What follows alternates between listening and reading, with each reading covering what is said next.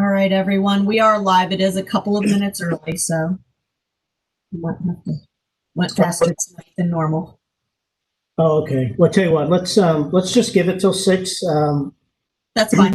I'll start it at about 6 o'clock. I think we may have a couple other folks join in. So Sounds good. yeah, that was quick. It normally doesn't go that fast. I know, right?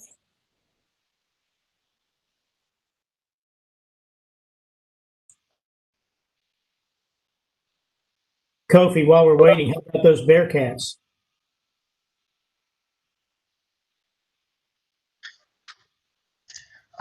It is a very, very sad situation.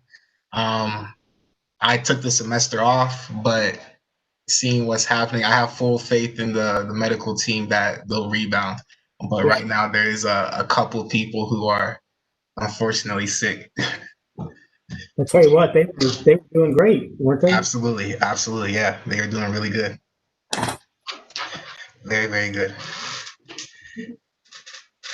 Well, I'm from that area of the state, so I'm a quasi Bearcat fan. That's all right. Mr. McDaniel, Will has joined us. Hey, Will Napke. Will, could you please test your audio and video for us? Hi there. This is Will. Thank you so much, Will. Hey, Will. Thanks for joining us. Will is a good member, and as Audrey was not on the last meeting, but Will's here representing sort of the southwest part of Dublin and the Hilliard schools, right? Will? Yeah. So I'll have you introduce yourself here once we get the meeting started. Thank you. It is 6 o'clock. Okay, well, given that it's 6 p.m., we'll go ahead and get started. This is the Dublin Community Task Force meeting. And given the conditions that we have these days with the coronavirus, we are going to go ahead and obviously do this online, and we're going to stream this meeting live so that obviously we can all participate and our public can observe. So in that this is a public meeting. Hey, Steve White, thanks for joining us. So we will have other members probably joining in as we crank up here. So with that, I am just going to turn it over to our clerk of council real quick. Jenny Delgado is helping us out this evening. We'll go ahead and call the roll for now. Call the roll. We may have to, and I'll try to catch them as they join us. But if you'll go ahead and call the roll. Sure. I don't think Miss Adams has joined. I don't see her yet. Mr. Ampansa? Here. Ms. Bannister? Here. I don't. Ms. Villacanti? Ms. Franklin? Here. Okay, hopefully I don't see it just yet. Ms. Narrier? I'm here. Mr. Robinson? Here. Mr. Shoji? Here. Ms. Smith? I'm here. Ms. Sofawara? I'm here. Mr. White? I'm here, present. And Mr. Napke? I'm here. Okay, great. Thank you, Jenny. Todd Holy just texted me. He's trying to get in. He's having some log-on issues. So, Cindy, I gave him your office number. He may call you if he has, if he needs to get some info from you to get in. So, okay. So just so you know. So with that, we did publish the minutes to the last meeting. Hopefully you all got to see those. I would ask if there are any questions or comments regarding the minutes of the last meeting that we had.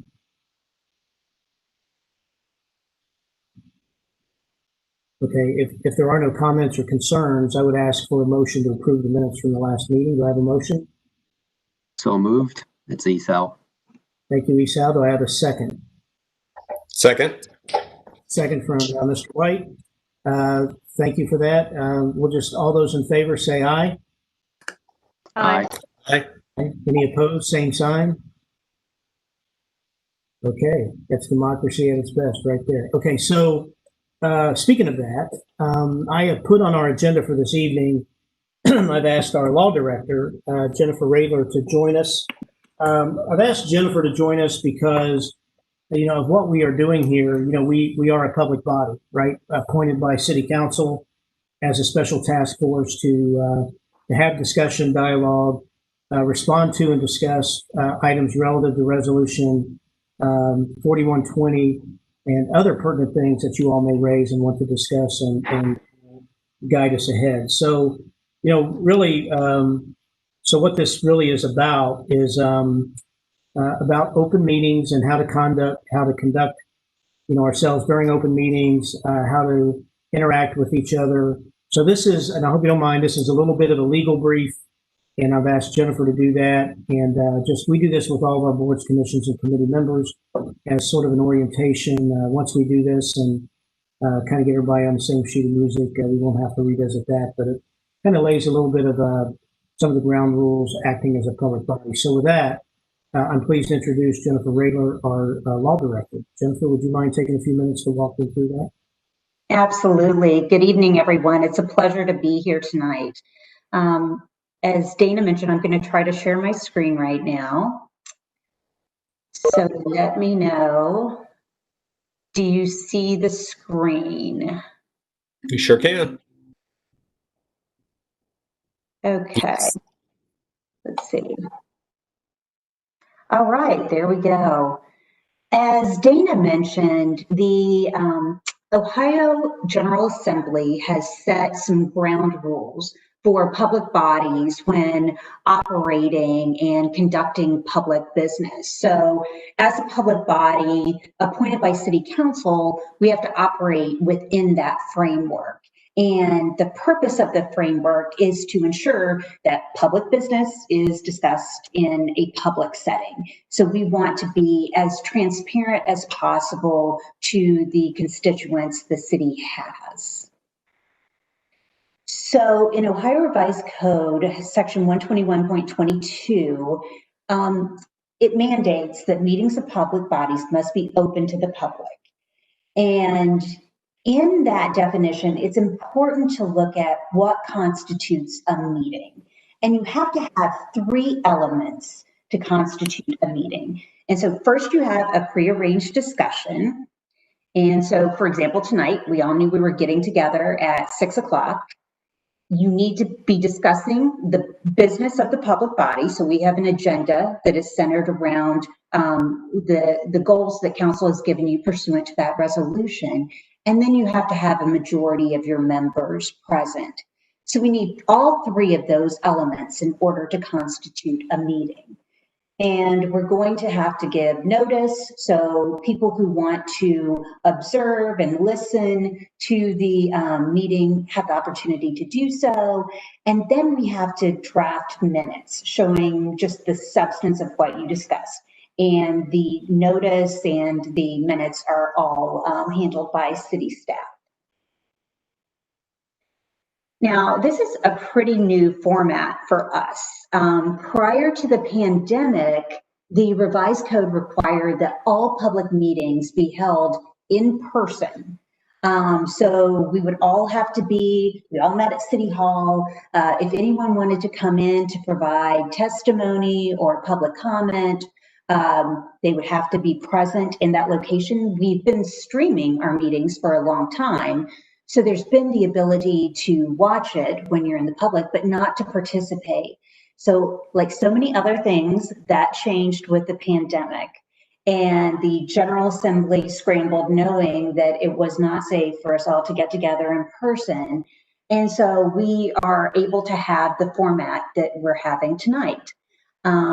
So again, we have to provide the notice, we have to provide the minutes, and then we have to decide what format we're going to provide so that people can see and hear the proceedings. So we are live streaming, And typically in council meetings, we have opportunities for public comment. So you can submit the public comment before, during, sometimes participate in the meeting. And so that might be something that this task force will consider in the future. But we are, right now, the allowance for virtual meetings only lasts to December 1st or the end of the pandemic, whichever sooner. The General Assembly is considering legislation right now because it's clear that this is going to have to be extended. So we will be having virtual meetings well into the future, I think. So I wanted to put together a couple of scenarios, kind of the most commonly asked. It's always hard exactly to find where the line is. We have had situations if a public body, so if the task force was sitting together and there were a majority of the members and you had all decided to meet at the same time, but you were receiving a presentation about material and you weren't discussing public business, you weren't asking questions back and forth, that could maybe not, we wouldn't have that element of the discussion of public business. But we don't like to play fast and loose. So we will always err on the side of declaring something a meeting versus not a meeting. The most relevant, I think, are the one-on-one conversations. So, and as we know, those are really difficult to categorize. So if there are two task force members who say, let's get together outside of the meeting because we both have a common interest in one aspect of kind of the goals that council has given. Let's get together and talk about how we want to present that to the task force. That would not violate the the open meetings law. But once we start having the same discussion with multiple members, that's when we come close to violating, and we can't circumvent the open meetings law. So we couldn't have a situation where there's one task force member who's meeting with each and every individual, the other task force members, but simply on one-on-one. That's circumventing the law because you're effectively talking to the entire body outside of that public meeting. Now, use of social media. So anything that the task force is doing that we want to get reach other members of the community, we will, again, advertise all the meetings, take minutes, and we will push out information about the task force or any of your topics on all of our social media platforms. Of course, it's vital that you, as a member of this task force, be able to draw on your different constituencies, your contacts, your platforms to gain insight or bring information to the task force. So again, this is just talking about what we do on our platform. We are, Deviani is going to talk about the Teams platform. And that's what I know there was some discussion at the last meeting about having a mechanism for you to share, articles, lectures, contact information, that sort of thing. And so we will set up a Teams site and Deviani will go through all of that. We just need to be very careful that on Teams, we don't engage in discussion. So again, that other kind of fundamental part of an open meeting. So it's fine to share information on the Teams site, but we wouldn't want to get in a discussion back and forth between members. So for example, if one of you wanted to publish or upload an article, that's absolutely fine. If we start saying, hey guys, what do you think about that article? And then everyone starts chiming in about different thoughts and different ways for how the task force can maybe use that, that would be stepping over the line on the open meetings. Your use of your private platforms are completely up to you. We're not recommending that you restrict those in any way. We just wanted to provide a few rules of thumb that we've shared with both public employees and officials. Again, just kind of rules of the road, just general, you can see them on there. And just knowing that even though you're posting on your private platforms, since everything on social media is very public, there is always the possibility that that's going to be linked to your service on the task force. Okay, so that sums up my discussion about the open meetings part of it. Does anyone have any questions before I move on to the public records part of the presentation?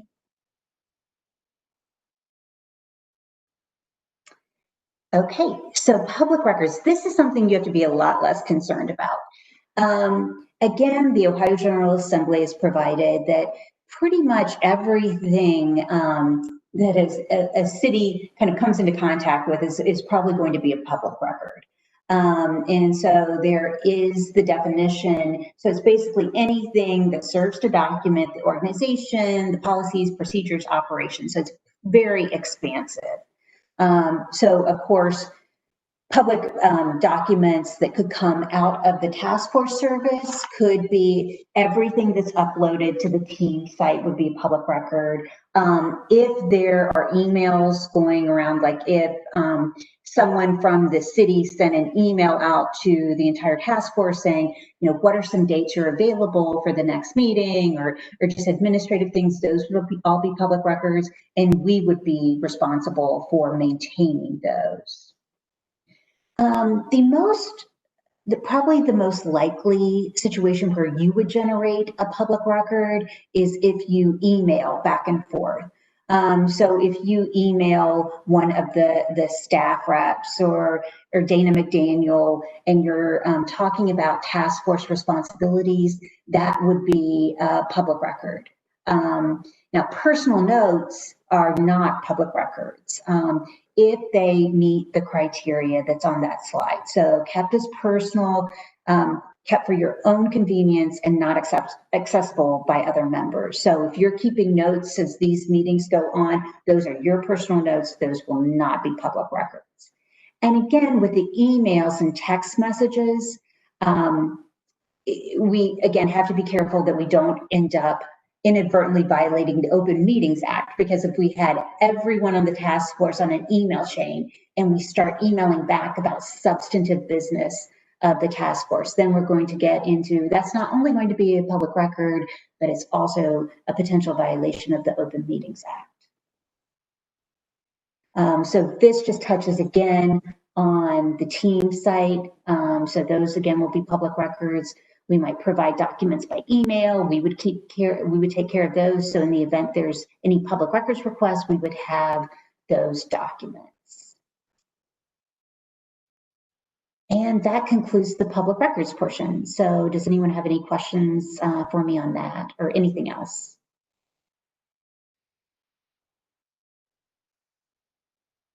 Okay.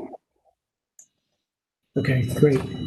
Well, thanks, Jennifer, for that background. And again, didn't do that to scare anybody or anything like that. Just when we operate in a public environment like this, we just need to be open, transparent, and accountable for that information. And like we said, we don't really want to shut down communication among people. It's just if it starts to feel like or look like a public meeting, then it probably is. And that's probably where you need to put the brakes on and then have that discussion as part of the public meeting. So, I'm available anytime if you have any questions about that or concerns or want more information. You can send me an email, and I can forward that to Jennifer and be happy to get your question answered or your concern addressed. So, Jennifer, thanks for taking the time to do that, and I very much appreciate it. Sure. So I'm going to continue to give people time to join. Has anyone joined us since we did our roll call a few moments ago? Mr. Hoadley has joined us, and I believe that was the only one since roll call. Okay, great. Hi, Dr. Hoadley. Thanks for joining. Hey, Dana. Thanks. Sorry about the technical delays getting in tonight. No worries. I have that all day long, every day. It seems like, so I can relate. So anyway, we're going to move on in our agenda. Before we do that, though, we got a couple new members joining us, Audrey and Will. Will, I'm going to go to you first, and if you wouldn't mind just giving us a few seconds of introduction of yourself. Everyone else did that last meeting, but I'll give you a chance to do that tonight if you don't mind. Hi there. I'm a junior at Davidson right now, and I play football there, and that's where I came from right now, or just came from. But yeah, I live in Ballantrae right currently. So. Okay, great. Well, we appreciate your interest in joining us. I know you do some other volunteer work in the community, and we made that connection, and it's great to have you representing Hilliard Schools. And then we have Audrey joining us. And Audrey, a little bit about yourself, if you don't mind. Hi, I'm Audrey. I've lived in Dublin basically my whole life. I went to OSC, Davis, and now I'm a senior at Scioto. And yeah, I'm honored to be a part of this task force, and I'm hoping to make a difference. Great. Well, thanks, Audrey. Thanks for being part of it. We really appreciate it. So we're really fortunate to have you both. I am working on one more appointee for Jerome High School. I think we'll have that person on board for the next meeting, and I apologize I didn't have that person on board for tonight. So looking forward to having the full complement of everyone available and the exciting things that you're all going to do. I know this is only our second meeting, so we kind of continue to build a foundation here, and I appreciate everyone's patience as we do that. So we have a few items here on the agenda. I wanted to touch base quickly on these items, somewhat quickly. The development update, Deviani will speak to. Ask Dr. Hoadley if he could give us a little bit of update from his perspective. JM will give us an update on LGBTQ plus, and then I've asked Chief Pice to join us, and of course Isao Shoji, sitting on both the task force and the Chiefs Advisory Committee, can speak to that as well for an update. But my big goal tonight was to get back to the open discussion where we left off last week, and just to get a sense of where everybody's at and some of the things that are on your mind. So why don't we move through these agenda items, and then we'll get to the bigger discussion. So with that, Deviani, any update here regarding the development update? I'm sorry, we called it the development update. It's really about an information platform, information sharing platform. Yes, absolutely. Good evening, everyone. We discussed during last meeting that we need some communication platform, and Jennifer in her presentation referred to Teams a few times. Just by show of hand, how many of you are familiar with Teams platform? It's a Microsoft product. Okay. I mean, it is very simple. It is Teams is combination of Slack and Google Chat, Google Classroom. It's very, very similar. So there shouldn't be any learning curve, but it's the platform that we use in the city and we can monitor. So I'm going to share my screen here really quickly, and I will go through it. But again, if you have any questions, any difficulties, please feel free to reach out to us and we can work through any issues that you have. So Teams is Microsoft product. It's an independent app, but it also has web versions. So I am trying to share here. Okay, you see it? Yeah? No.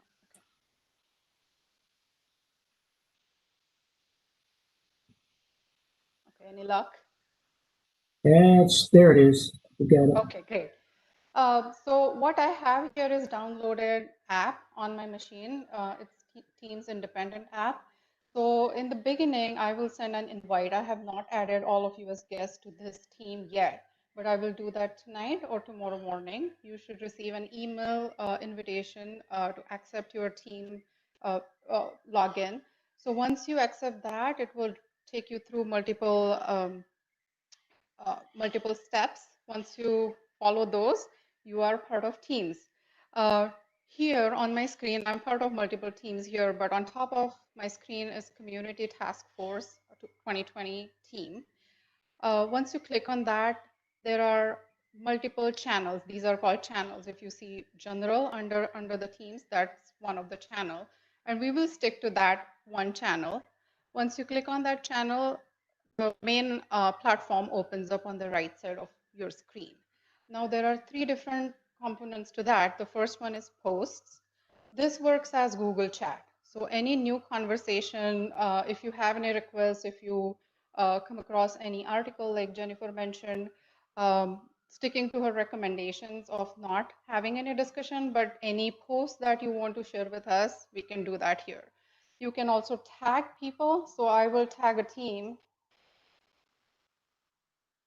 and we all will receive a notification if you post something here on posts. So the tagging is very convenient. So if you want someone's attention, you can tag that person. You can tag either Dana, myself, or JM. If you have any questions, issues, we can certainly work through Teams. And it works as conversation, it works as chat, it stays in the history, so it's readily available. If we miss out something or if we forget something, it's right there. The second tab up here is files. That's another great feature on Teams because that's where we can save all our documents. Sorry, it's a little bit slow. We'll get there. So here what I've done is I have created 4 different folders. The first one is meetings. So under meetings, I have created meeting dates that we have. So I have saved agenda, minutes, and any documents for that meeting under meetings. So any meeting packet that we would like to share, any data that we would like to share with you will be saved here under meetings. We can create members roster here. And last time we discussed all of you are part of some professional organizations. So if you want to create a database of all your networks, we can start putting that information under members.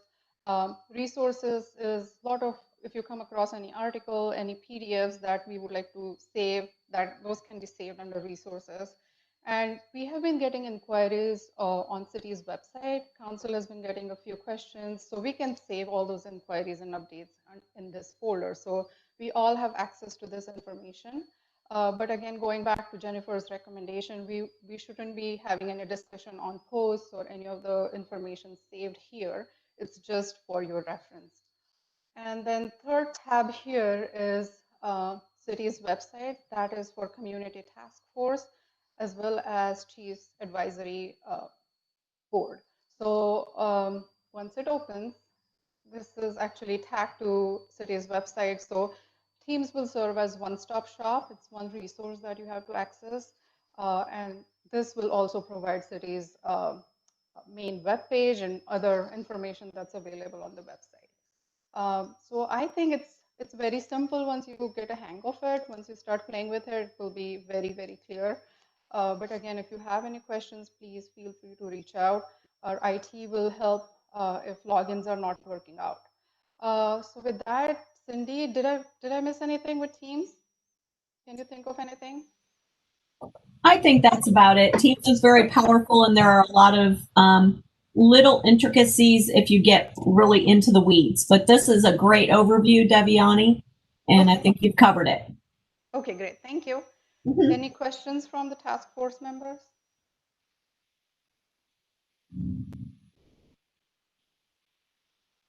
Okay, so I will send invitation either tonight or tomorrow morning. If you don't get anything from me, please feel free to reach out to me.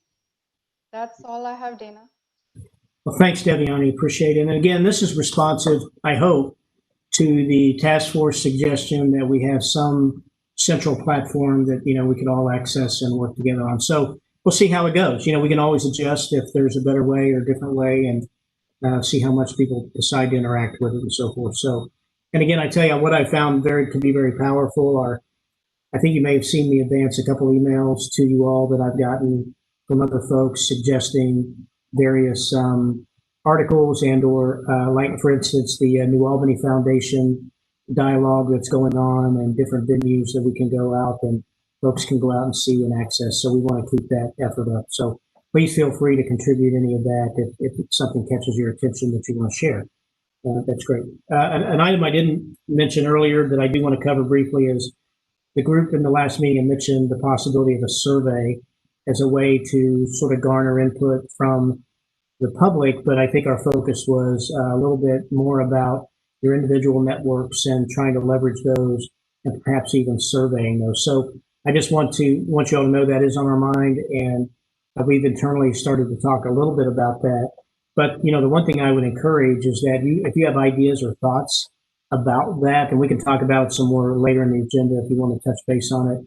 And I just didn't want you to think that we forgot about it, but the notion of a potential survey or some tool or outreach tool like that or similar to that is on our mind, and just would welcome your input on that as well, and ideas. If you have ideas or thoughts, you can post those on the share, or we can take that up in conversation a little bit later on the agenda. So those are sort of some administrative things as follow-up to your suggestions last meeting.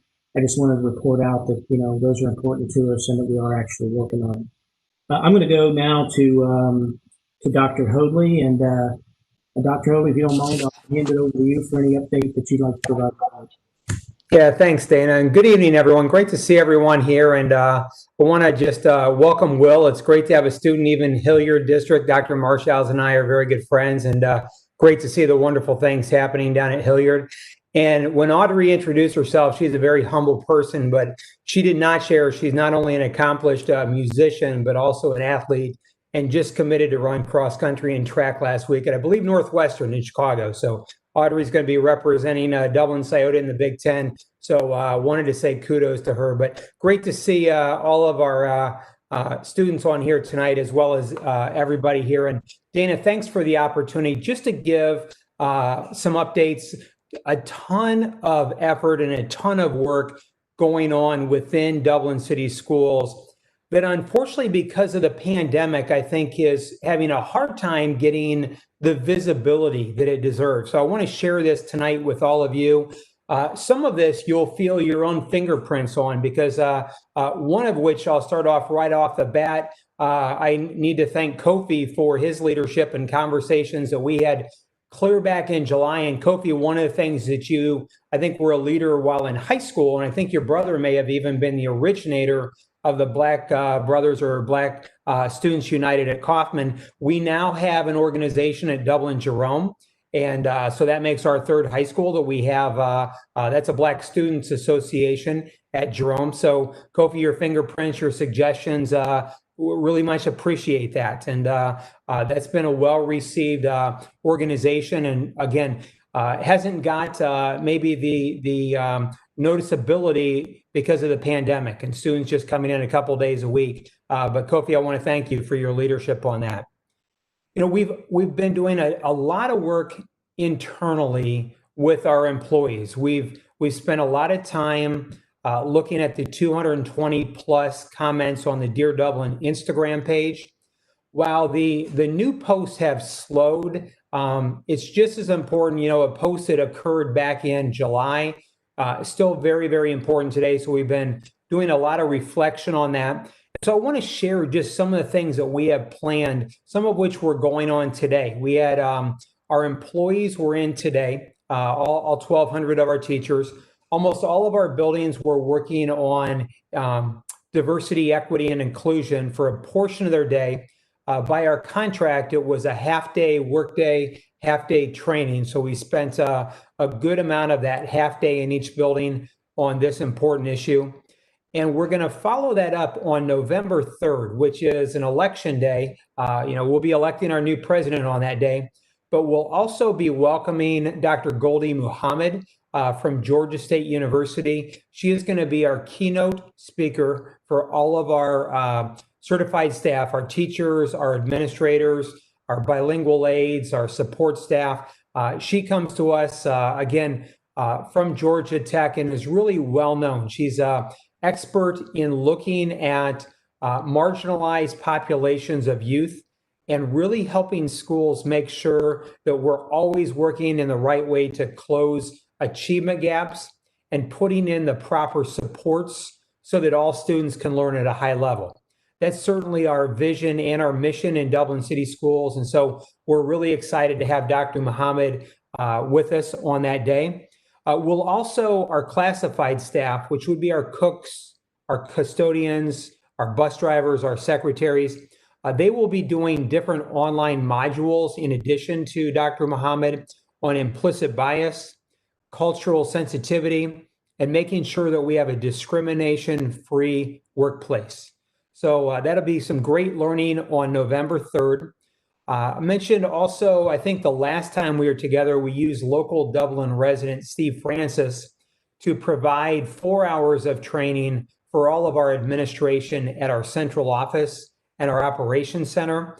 Mr. Francis, if you don't know him, had children graduate a few years ago at Jerome High School and is really an authority and a wonderful trainer. He did 2 hours on implicit bias, 2 hours on discrimination. We're going to be following up, and that was CO administration, using his skills and his talents to help us with our building level administrators sometime between now and the end of calendar year 2020.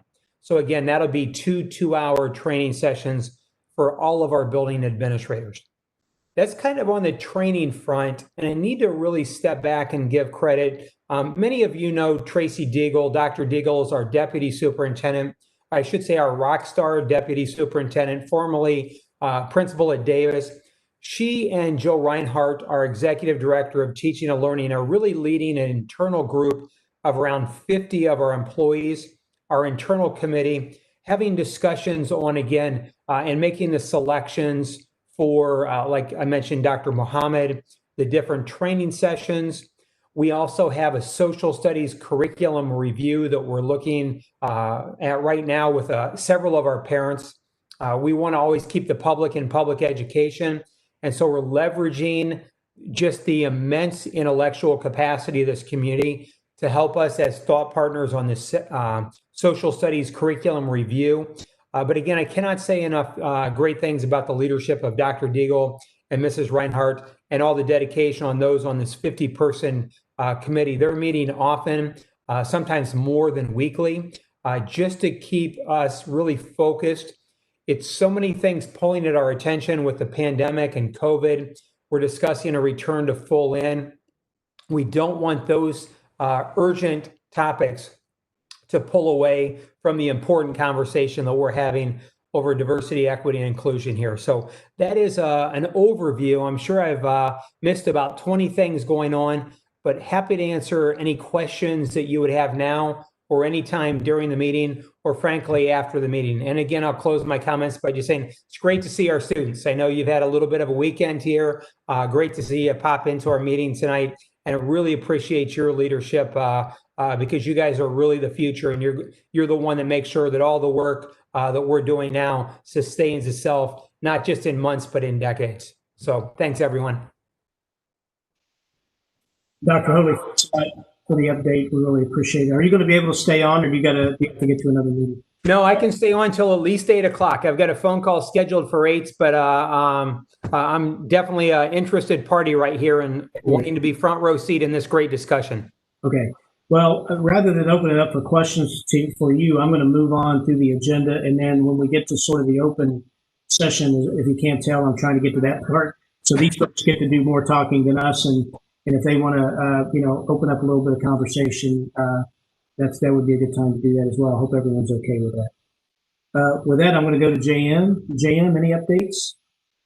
Yes, good evening, everyone. My name is J.M. Rayburn, and I serve as the LGBTQ plus liaison to the city manager's office. The only update I have for this meeting is we did receive a contact clerk of council form, which is something a citizen can do to submit a public comment.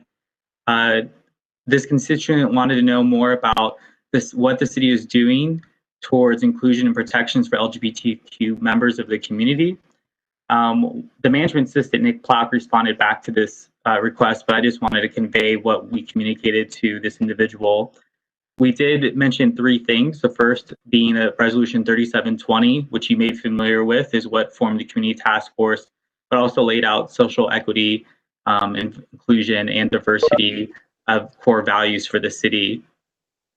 The second thing I want to mention is I mentioned I'm an LGBTQ plus liaison. I see, there you go, Dana, I'm stumbling myself on my own acronym. And this was a big move for the city over the summer. They appointed 2 members of city staff to serve in those positions, myself and Officer McCloskey with the police force. So we are here for the community to serve as a vehicle for communication, a conduit between the city and the community. There's more information on the city's website, which Deviani also put in the Teams page. There's the web page for the diversity, equity, inclusion. So there's more information on what exactly the duties and responsibilities are of the liaison, but it's worth mentioning. The last thing I want to bring to attention to the body here is in 2015, Dublin City Council did pass a resolution, 8615, which rejected discrimination of any kind and urged the Ohio General Assembly to consider legislation to ensure equal opportunity and respect for all persons. So as you can see, there is a history of the city stepping up in terms of LGBT inclusion and protections. There's work to be done, but that's what the liaisons are here to guide through that journey. So thank you for everyone's time, and I can answer questions whenever it's appropriate. Thanks, JM. Appreciate that. And again, we'll open up more conversation if anyone has that along those lines here in a moment. Thank you for the update. Chief, I'm going to go to you. I'm going to go to Esau. If you want to give us a quick update on Chiefs Advisory Committee and how things are progressing there. Thank you, Dana. Good evening, everyone. It's so pleasant to see so many names and faces that I recognize here gathered together, and I'm so appreciative of the time Dana's given. So I'll give you a quick update on our progress. It's the Chiefs Advisory Committee has come together as well. My name, Justin Peiss. I'm the Chief of Police here in Dublin. I've been with the Dublin Police Department since 2003 and been in this role as the Chief of Police since last June.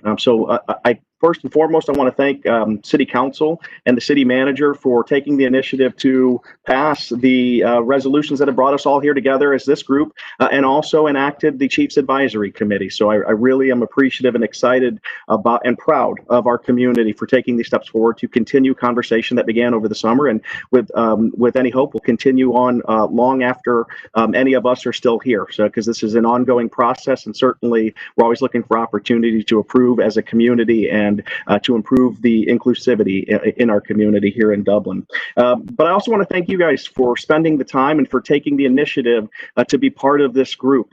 This discussion that we're having today, the discussions that we're having at the Chiefs Advisory Committee will help inform what the priorities and goals will be for these two groups. And it is a heavy lift to be part of an initial foundation for either one of these groups. So I appreciate you taking the time and spending it with us to help inform the discussions that we have as a community about all the topics we'll get a chance to talk about. So we, as a Chiefs Advisory Committee, and just so everyone for this group is familiar, the additional group with the Community Task Force that was enacted was the Chiefs Advisory Committee, which are 10 members who were appointed by City Council, along with recommendations from the City Manager and I. And I just wanted to make everyone aware of the names that are included on the Chiefs Advisory Committee and the individuals included in those discussions. Judge Dwayne Maynard, Ajmiri Hawk, Shri Gadam, Cameron Justice, Yan Ling Yin, Susan Ortega, Imran Malik, Courtney Ingram, Stella Vialba, and Esau Shoji is pulling double duty with both the Community Task Force and with us as an advisory committee. In addition to the appointed members of the Chiefs Advisory Committee, there are two individuals who are part of those discussions that I had an opportunity to name from within the police department, members of our police department. So Corporal Devin Howard, who acts in the capacity as a first-line supervisor for our organization, is a part of those discussions, and also he has a role as our FOP representative for the labor team within the police department as well. And then, as you heard JM mention, Officer Amber McCloskey is also part of our advisory, Chiefs Advisory Committee discussions as the officer-appointed representative, and she serves as well in capacity with the Lgbtq Liaison program for the City of Dublin as well. So those are the members of the Advisory Committee.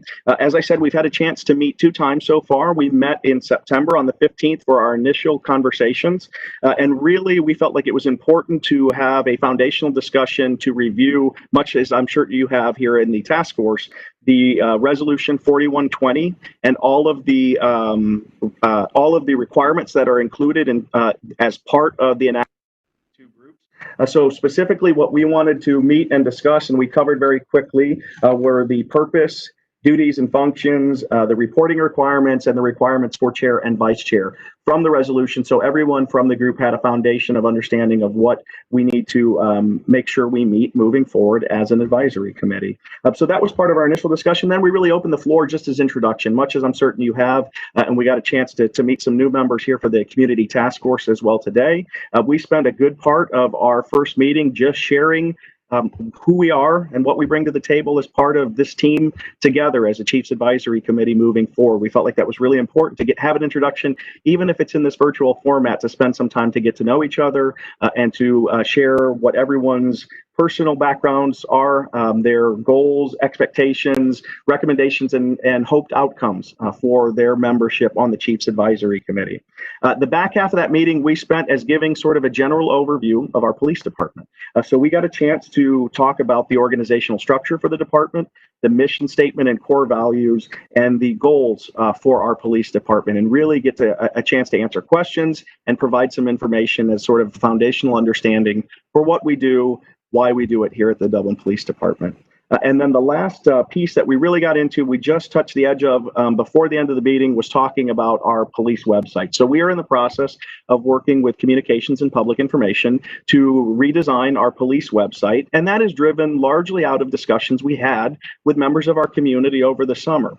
So I want to, and I did during the Chiefs Advisory Committee initial meeting, give a shout out to Alison Salcedo, who is a Dublin resident, who approached us with some questions she had about policing here in Dublin. Part of the national conversation that we're all having on social justice and inclusivity has sparked some questions, curiosity, and about policing in America. And specifically, she wanted to know how we do things here in Dublin. And I was very appreciative that she took the time to come and sit down with I and the other administrators from the Dublin Police Department and really ask some pointed questions, which I'm very happy to say we had answers for. But it really sparked a conversation for us internally about providing a platform for people to be able to go and take a look at those questions they might have about policing in Dublin currently and what our practices and policies are on specific topics.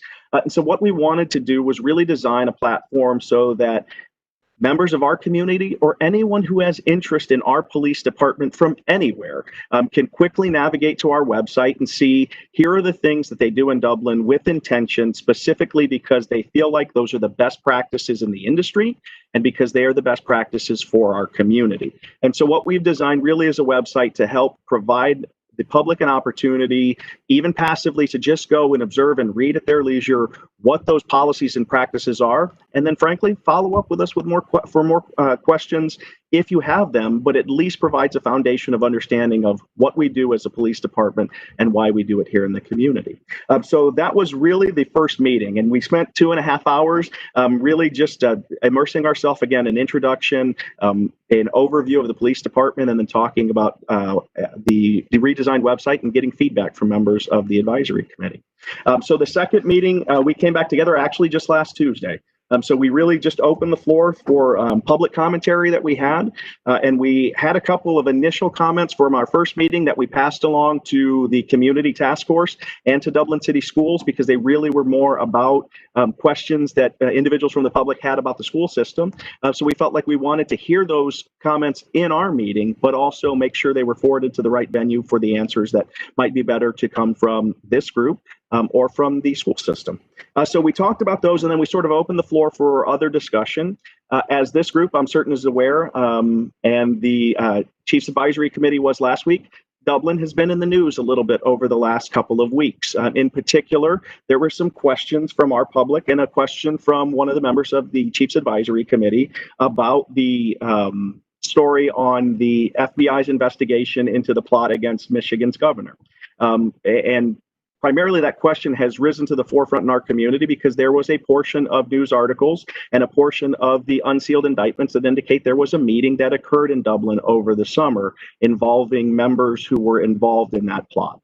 So what we took the time to do was really just provide some information and overview of what our knowledge of that investigation was, what our involvement from the police department's perspective was in that investigation, and then what reassurance we can give the public that we as a police department are aware of all the potential threats that might impact the safety of our community and the resources that we partner with at the federal, state, and local level to ensure that not only are we monitoring for those potential threats, but we're partnering with the right resources to be able to respond if necessary, and in all cases we're able to prevent any threats to harm in our community. So we provided a very lengthy overview, which I'll be happy to go back into if we have questions after I finish this overview, and once we get through the first part of the city manager's agenda, and certainly would be willing to share that information again with this group.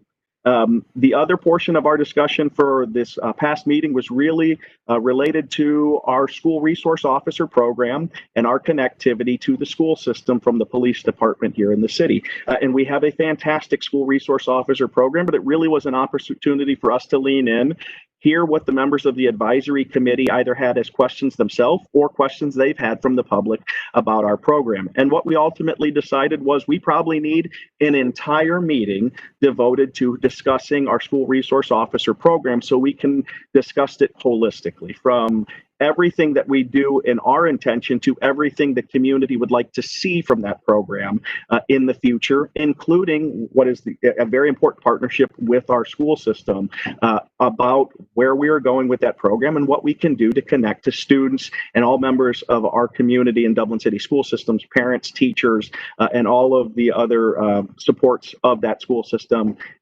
as part of our discussion moving forward. So one of the things that we committed to before that meeting was providing the members of the Chiefs Advisory Committee with the School Resource Officer Manual, the agreement with Dublin City Schools, job descriptions.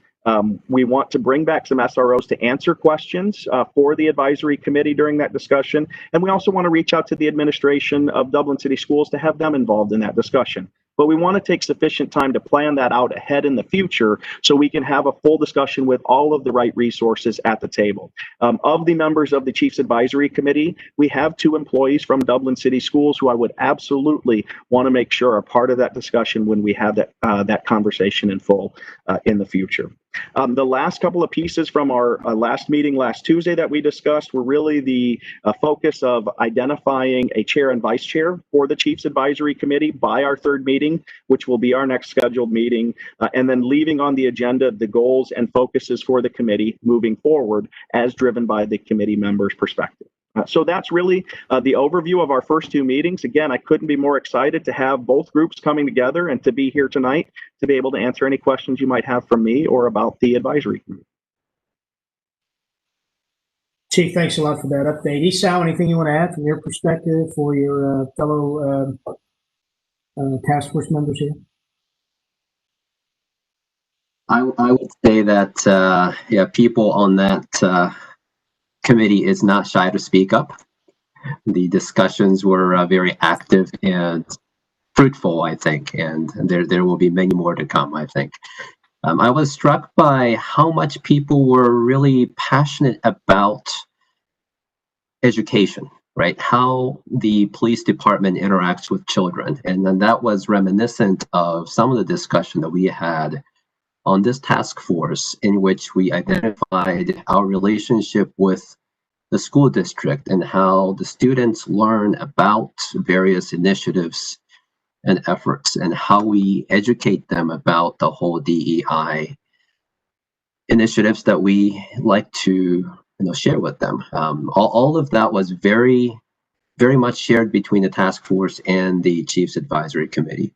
And we in fact talked about how that probably becomes a very I guess a common topic that we will need to balance between the two entities. And also with regards to the website, I think there was much interest in learning how the police department believes it puts itself out and making sure that we are able to communicate well with regards to how we see the police department.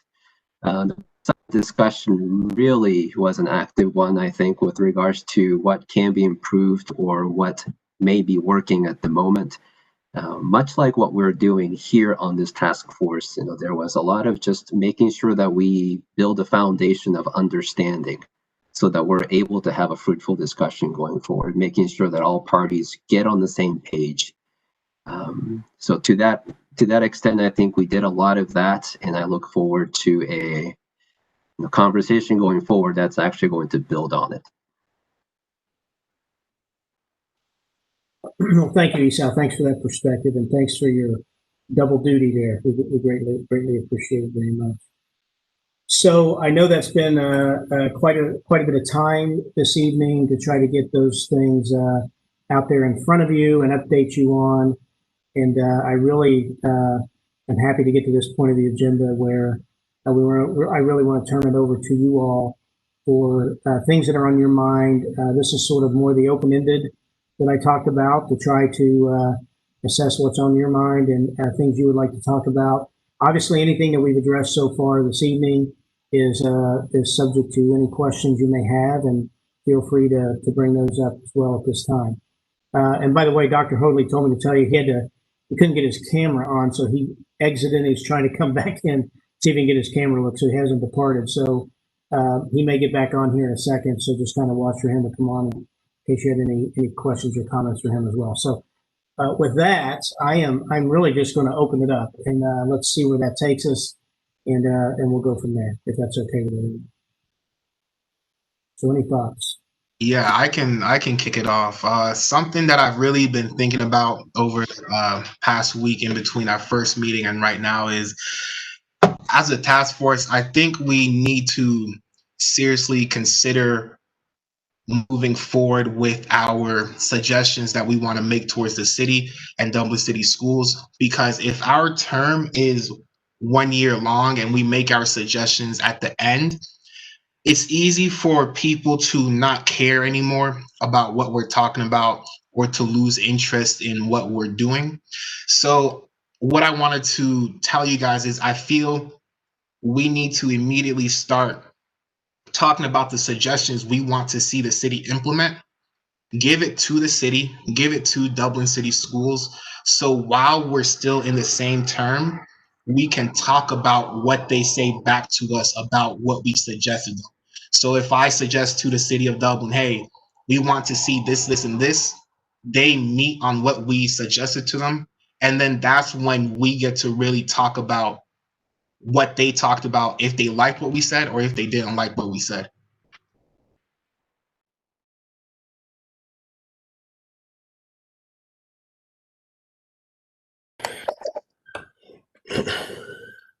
Kofi, I think that's it's a good recommendation. That you want to make sure that we have the tangible outcomes, right? So not only providing recommendations, but outcomes. One of the things I recommended at the last meeting was being able to put together a roadmap that would suggest and put together not only suggestions and recommendations, but then also tracking mechanisms that would say, okay, are we moving the needle on said issue or not? I think that's one way that we can achieve that. So if we have a report that articulates, here are our recommendations, and here is how we propose that these are tracked over time, and then presenting that to council to say, hey, are you willing to track these? So that way it doesn't get put on a shelf somewhere, but we're actually moving the needle on what it is that we recommend. My concern about moving too quickly, even though this is urgent, and I think we need to capture the moment, seize the moment. One of the things I'm hopeful is that we use data and research to help drive our decision making and what those suggestions are, and that could include bringing various experts, but then also doing the necessary research that we want, so that way we're making sure that the recommendations that we're putting forward are backed up by data. So that way folks can say, okay, we're not just throwing stuff out there, but look, we've got the data to support what it is that we're talking about. I wanted to also add, I think from our last meeting, one of the things that we have pointed out was, does the community want this, and what exactly does the community want? And I think we had suggested surveys. So the question I had is, how is the community being made aware of these meetings? I just want to make sure we have all the formats covered. And I don't know, maybe Dana, you can answer this, but how is the community made aware of our meetings? Yeah, we publicly advertise these meetings. We do leverage all methods of communication on that. So I can certainly get you more information on all the specifics how we publish and sort of drive people to, we leverage social media to drive people to the website and to other locations where they can explore and find out more information. So we leverage all those platforms at our disposal to do that. As to the survey, Nancy, I mentioned earlier that we certainly will pursue that survey based on the last conversation we had. I think we need more dialogue about what we want to achieve from the survey in terms of sort of direction from this group, what you're interested in finding out about. We can. One thing we are trying to do is sort of benchmark off of some other surveys or find some other surveys that others have done to see if there's something out there that can best inform us on how to conduct a survey. We know how to conduct surveys, but what that survey could or might consist of. And I was really hoping that, suggestions you have might help us to drive how to structure that survey that you're interested in having. I think that there's probably two sets of recommendations. I mean, we could actually do exactly what Coach suggested and what Stephen's suggesting. I think to keep us all engaged and to take advantage of the current situation, I would be inclined to invite all of us to make recommendations that we think are relevant and important, and then we could do a bit of an assessment, and so that there'd probably be a couple that might come to the top as something we could act on more quickly, as Kofi was suggesting, and then some others that we might need to get some help from the city, do a little bit of research, come up with some data so that we'll be in a better position to convince folks. The only other thing I'd like to suggest is I've been doing a lot of reading, and I just finished How to Be Anti-Racist, and one of the lasting points that lasted with me was a sense of I've spent a lot of time trying to convince people to make change, and I think that there's something to be said for, as a group, trying to lead the change, and then people will eventually, over time, most of them hopefully will start to agree with it. So I just wouldn't want to get caught up in trying to survey folks or make a lot of make a large effort to change minds. I'd rather take all this expertise and experience, especially many of you with personal experience and all the expertise here, and make some actual suggestions that we can act on sooner rather than later in the year that we're together.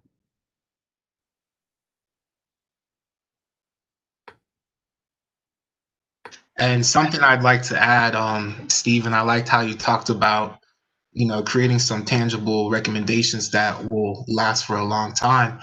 I really like that because currently the conversations we're having across the nation is very easy to talk about because when we turn on the TV, that's all we see.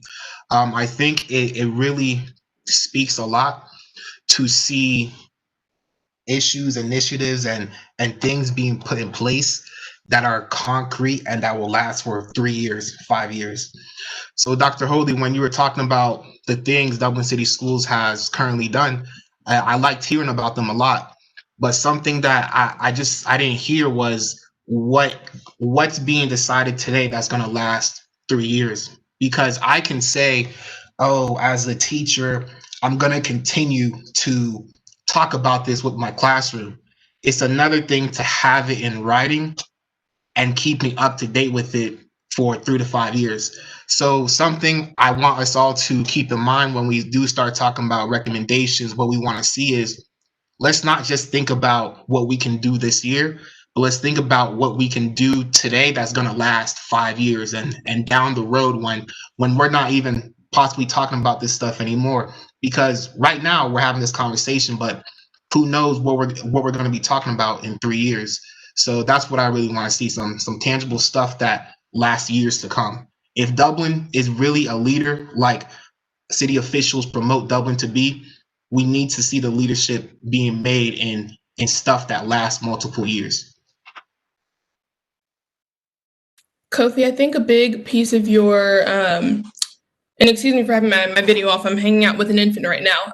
But Kofi, I think a big piece of what you're talking about this comes from the accountability factor. And so knowing what our reign is, and maybe reign the right word, but knowing the level of accountability that the city in general or specific people are willing to take, on these recommendations, I think will be key to making sure that, to your point, these are sustainable changes and these are things that are being measured and people are being held accountable for them. I think a large piece of this, I think, and part of the reasons why a lot of diversity and inclusion efforts have failed just in general across the board is just lack of accountability. And I think that being able to track the impact, to everyone's point about data and everything like that, being able to track the impact and being held accountable when we don't see maybe the impact that we would love to see, what is an acceptable impact? I think there are a ton of different questions, and I think for us as a group, it'll come down to maybe even zeroing in on maybe 3 to 4 key themes and figuring out how we want to track those key themes. Because, we could probably sit here and talk all night about, a million different things that we would want to see. But I think if we can zero in on maybe 3 or 4 key themes, it'll be easier for us to figure out, within those umbrellas, what can we do now and what can we do 3 years from now? And that way we're kind of covering all of our bases, but we're centering around the same sort of theme. So that will help us streamline and get a little bit more organized. So may I propose as one of the themes, possibly diversity in the workforce, so that we can see a representation within the city and within the schools and in every area, that the community is actually represented in leadership and also in the staffing? I think that's fair. I think we've also talked a lot about education, so that could easily be, another one of those umbrella themes. What one other or 2 others might be, I'm not sure how we would want to categorize.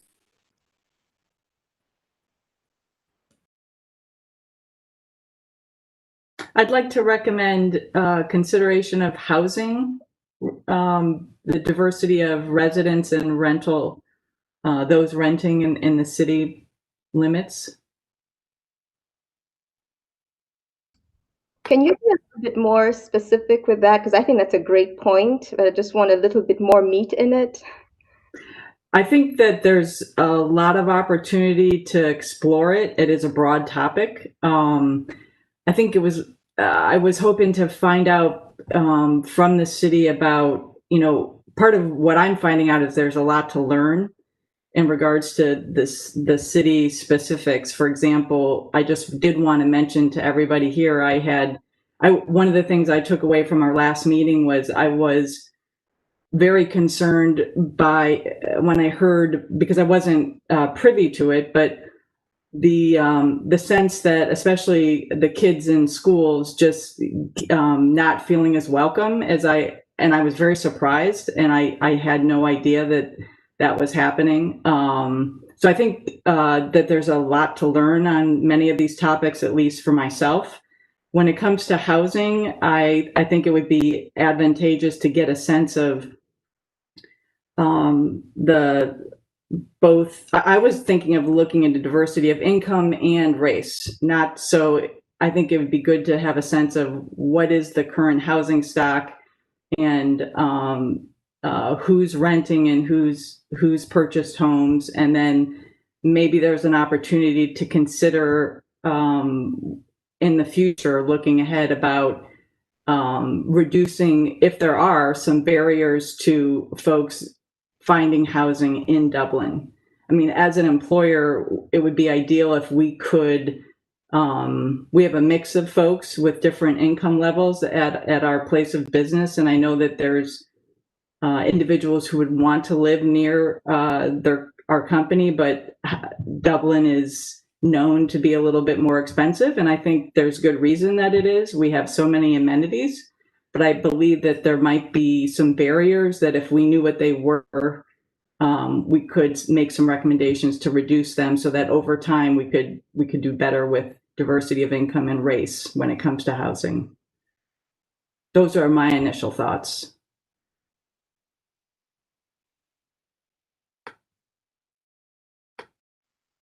Dana, I actually have a question about that. How would the city go about looking at the diversity of income, diversity of who's owning, who's renting, all that? How would the city go about that? Yeah, thanks. I was going to jump in, but I'm trying to stand back and not comment on everything that's said, so you all get these thoughts out. So, in fact, it's interesting. I had a pretty lengthy meeting on this very topic this morning. The city of Dublin, along with and it's been led really by a joint effort between the city of Columbus and the Mid-Ohio Regional Planning Commission, or MORPC, has been undertaking a regional housing study. Now, the reason I say City of Columbus, I was at a Central Ohio Mayors Managers Association meeting when Mayor Ginther proposed the idea of doing a regional housing study. I was the first one in the room to raise my hand and say, Dublin is all in, and we will contribute to the cost of that study. I tell you, to a city, all the members of the Central Ohio Mayors Managers Association, which is really inclusive of pretty much all the suburbs, inner and ex-suburbs, and the city of Columbus are members and active in that. All jumped on board with doing this study. MORPC has been leading the charge. They're about ready to stamp final on their recommendations. We've had a staff liaison involved in monitoring that all along the way. So Dublin has been involved. We've kind of, been involved, but kind of in the backseat way to watch the regional study take place to see how that shapes and what that outcome is. My thought when I raised my hand at the very beginning of that was to help fund and support the regional study, thinking that on the back end of that, then we could perhaps do sort of an a la carte study to that, sort of an extra study that drills down more on Dublin. I had a conversation with Deviani and our director of planning today, Jenny Roush, about that and how we would advance that idea to council. City council is one of their goals, strategic goals, is to sort of refresh our community plan, and they're actually calling it the 2035 framework plan. And they're going to have a meeting here in a couple of weeks to start talking about that. And what are the strategic components of that plan? A community plan, we're like in our third generation of that. This would sort of be the fourth generation of updating that, but trying to look out on a broader horizon. And that has lots of implications from a community planning perspective, from infrastructure planning, planning types, neighborhood types. So we can go to our community plan and see how it's structured. It's a guiding document for our boards, commissions, and committees on how Dublin unfolds, if you will. What's the economic impact, the fiscal impact of how you grow, how do you sustain it, that sort of thing. It's a comprehensive plan. So housing, we anticipate, will be a component of that. And it's just good timing that the regional study is wrapping up now, and we can kind of get on the coattails of that and maybe tailor it more to the types of things that we want to know about and want to study. So timing is great, even, also relative to your input and the things that you want to know. So that's a long answer to your short question, but the answer is yes, yes, yes, yes, we can do all of that, and we will. And I think that this task force involvement of that is important. So, I know, here we go, study, but that's what it's about, right? It's about planning, and you get out ahead of things by planning and studying and then setting the conditions for how the future will be. And that's what this plan does in the biggest sense of things. And then again, housing is a key component within that. And the challenge, frankly, is going to be this for Dublin. I'll just be real blunt about it. We don't have a lot of land to develop when it comes to housing. The city is planned and has always been that's about 60% of our land mass would be dedicated to housing, and 40% is dedicated to commercial development. And the reason for that is to be a job center and to create income tax dollars that then help us to provide all the amenities that I mentioned earlier and the quality of life amenities. So that is sort of the economic development or the economic concept of the city of Dublin, and that's what we've stood on for many decades. But we've done some things differently, where we've densified housing, we've embraced multifamily more than we have in the past. But then you look at that and you say, well, gee, who can afford $1,200, $1,500 a month, right? And in a lease rent for the types of apartments and the like that are being built. So therein lies some of the discussion that could and should happen.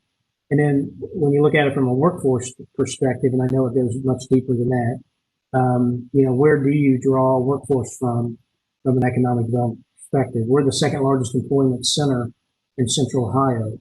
And so we do expect people to commute. We have people commuting here from as far away as Mansfield, Springfield, Bellefontaine, and beyond, to come to work. So, where do you draw that ring of housing and housing support for workers and so forth? So there's just, I just throw all that out there. There's just a lot to analyze and discuss, but it's definitely on the radar screen.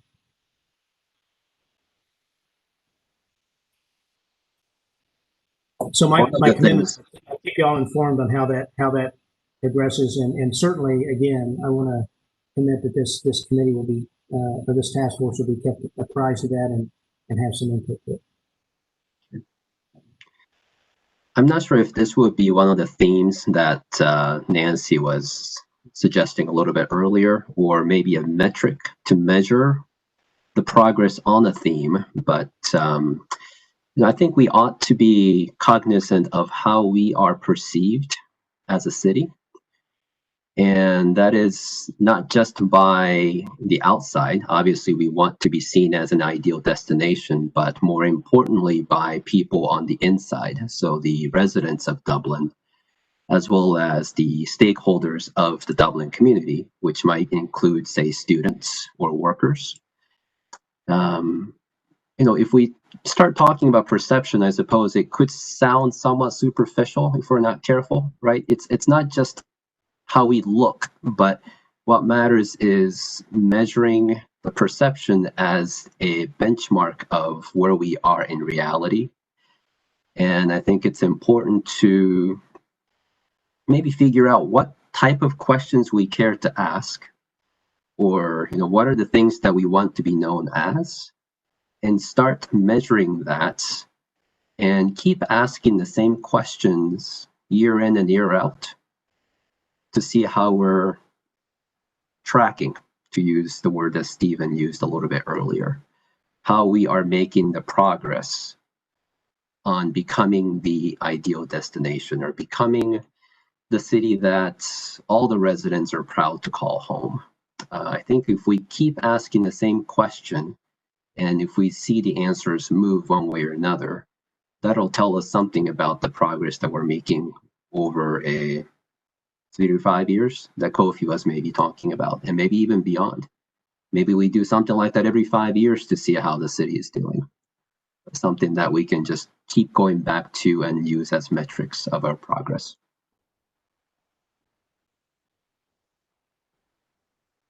I love that idea. And if I can just add, or maybe delve a little bit deeper, is when we set the benchmark or the metrics, and if we're looking at progress, what would be our end goal, or what's our target, or what would be, what would look good?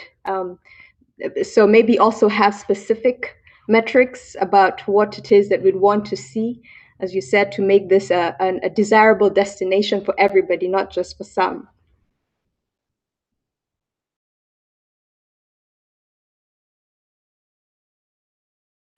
I think,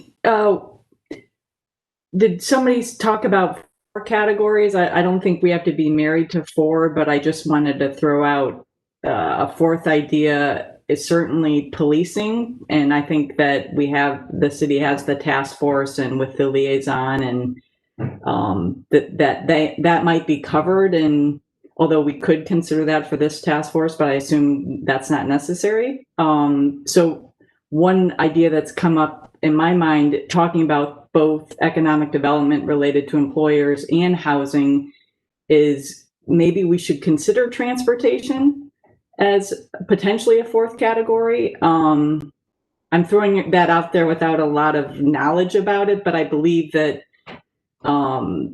transportation is pretty critical in regards to getting employees, to town, as well as getting everybody around. Certainly there's the environmental impact and economic. And then of course we're so close to the green corridor, or the state effort on transportation. So I don't know if anybody else has more expertise in that regard, but I just wanted to suggest that might be a fourth or fifth category that the group could consider. Could even bundle those, the couple that you brought up under maybe like a community category. And so we would have like workplace, education, and community. You brought up are really important and would fall well into like a community kind of category.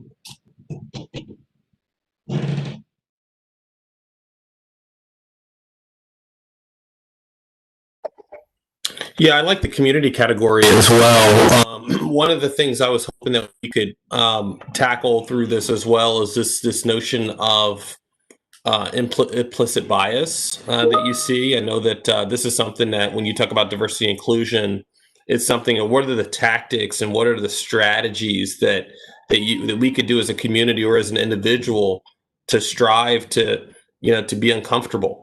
And what does it mean when you look at someone, recognizing that sometimes there might be that implicit bias that is part of that equation, but how do you stop and think differently about that particular individual? And then what are some of the tactics that we could share to the broader community who are looking to learn what those strategies are, looking to looking to grow as an individual. And so, imagine one of the categories being, just various strategies that we as a society or as a community could embrace as we think about issues like implicit bias.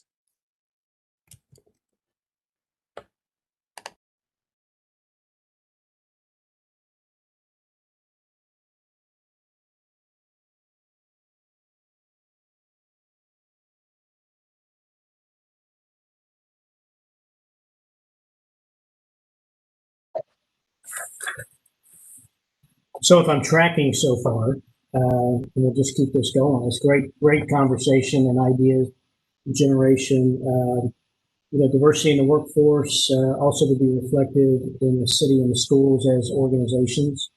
The diversity of housing, and that obviously implies an understanding of income and race diversity as well as part of housing. And so I think probably the role of housing, or the role that housing plays in our diversity, how are we perceived? It's interesting. We've had that same conversation at staff level. How do others perceive the city as an organization or as a community? But anyway, that's an interesting one that we've had internally as well. Policing was mentioned, but that's something that is being worked on. But this task force has an interest in that outcome as well, and that progress, and also is tasked with some input to that as well, right, Chief? So I mean, that's a two-way street between these two bodies. Transportation, does it have a role in this? I think, and certainly it does. I mean, I think that, and JM could speak to that as well as Deviani, significantly on a lot of the mobility efforts that we've been undertaking. Not that those are the answers or we have the answers, but certainly a good part of that.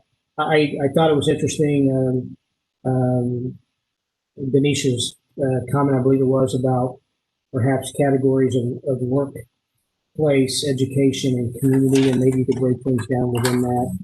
And then the implicit bias, thank you, Steve, for raising that. I mean, that's obviously kind of at the root of things, and something that council is really tasked this task force to take on directly, and how to lift up awareness of and education about, and to combat bias and social injustice. So I appreciate you lifting that up. So that's a quick recap. Other than that, keep going. You're doing great. So. I wanted to add something just because we also have the students over here, Audrey and Will, and what I would want to also see as part of this is not to wait till we have a Dear Dublin, or if we do have a Dear Dublin, let it be with a theme, Dear Dublin, what a great community, how, and so I wanted to, I don't know how we can be able to hear student voices while they're in the school and their experiences, because I think the Dear Dublin let us know that there was things going on that we were not fully aware of.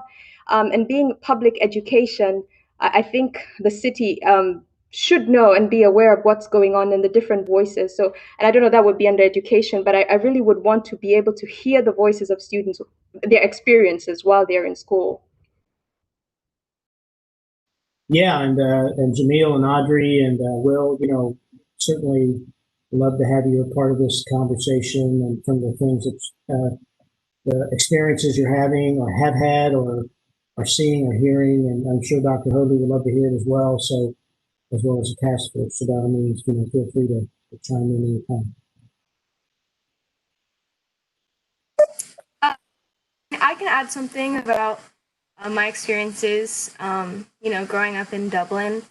And when Dear Dublin, Ohio, came out and I was reading those posts, I was kind of surprised because I hadn't experienced those things, but I knew that other people had. And my sister is in college, she's older than me, but even though we're siblings, we went to the exact same schools, we had very different experiences. So me growing up, I always got praised for my hair and I never got made fun of or anything. But my sister, she actually did get made fun of, and it was for her hair, even though we're siblings.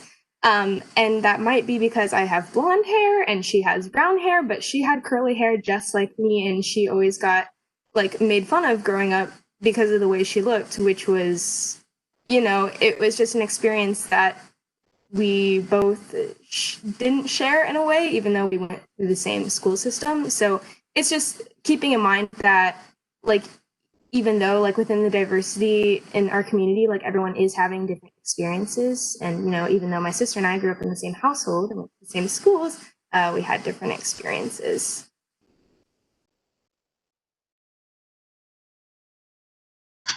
Dr. Hoadley, I actually had a question for you. Entering Dublin City Schools, I believe when I was in middle school, Dublin City Schools had or elementary school, Dublin City Schools had a diversity and inclusion chair, or a person specifically for diversity and inclusion issues and programs. My question to you was, has Dublin City Schools, have you guys had any type of conversation about bringing this position back or creating this position where this person would be specifically responsible for diversity and inclusion programs, any issues race related, anything LGBTQ plus related, any type of these issues? This is what that person would specifically be for. The reason I'm bringing this up is because you mentioned how central office, you guys are busy with the pandemic planning and all this stuff. It would be helpful to have one position solely responsible for overseeing all diversity and inclusion training and programs. So my question is, have you guys had this conversation, or are you guys going to, or how is that looking? Sure, Kobe, great question. So yeah, we in the past, and we've had multiple, I want to say, and I've only been here 8 years, but I think our history in the district goes back almost 20 years ago. The district had a diversity and inclusion a point person and an administrator in that position. We've actually cycled through, I can think of at least 3 and maybe 4. Quite candidly, it's had varying levels of success. As we've grown larger as an organization, it's extremely difficult to have one person lead anything. You really need a department of people. So we've got 24 different buildings.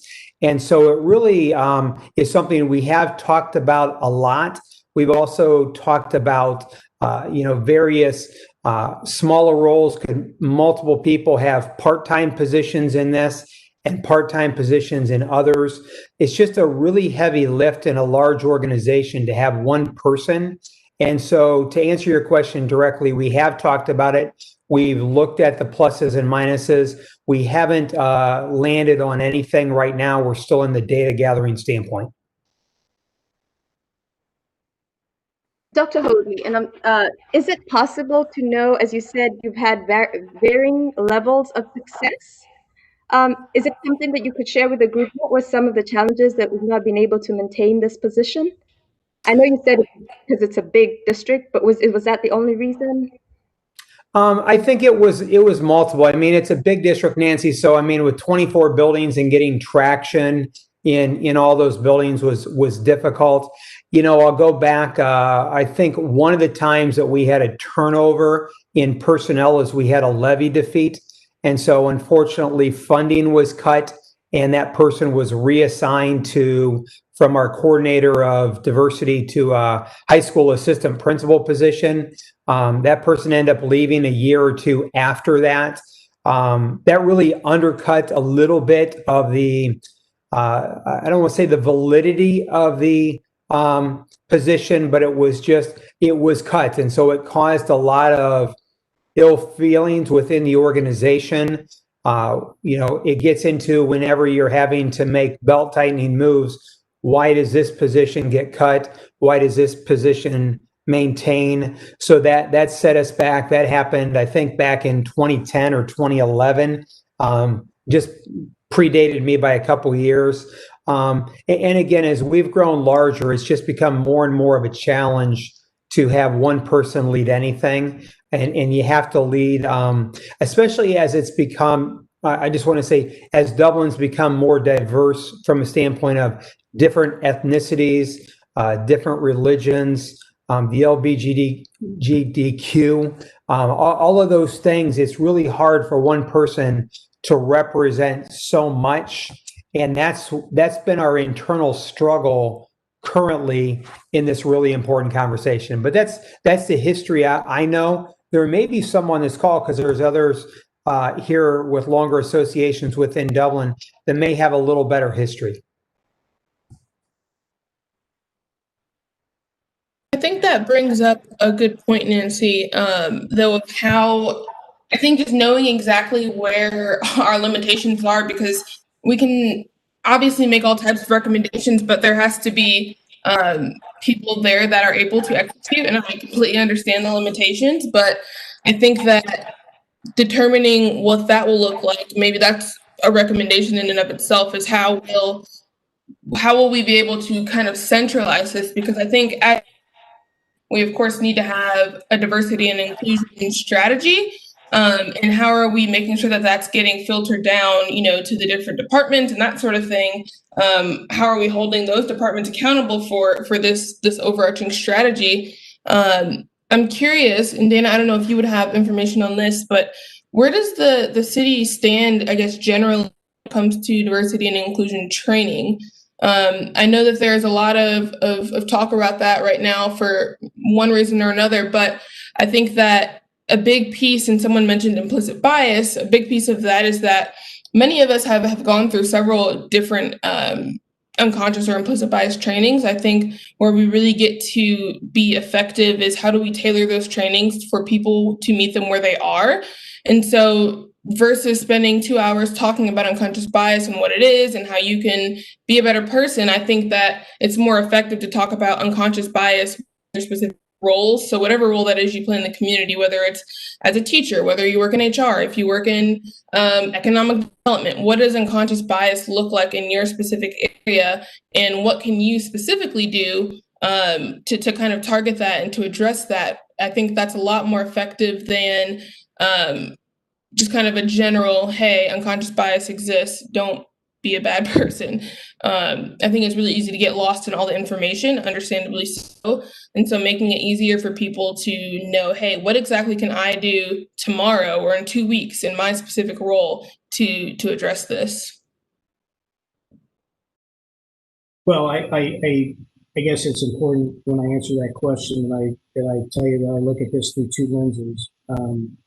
One is the organization as the City of Dublin, you know, as an organization with employees, which is my responsibility day to day on behalf of our elected officials.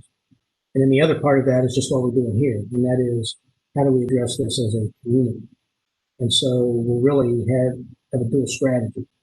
I'll speak to the organizational approach first. So really, it's been over 2 years ago. I engaged some assistance in starting to look at a diversity and inclusion a statement, if you will, a dialogue among the senior leadership team, had a third party come in and hosted a series of meetings among my senior leadership team about what is this and what does it mean, and what does it mean to us, and then how might we roll out more awareness about diversity and inclusion and equity.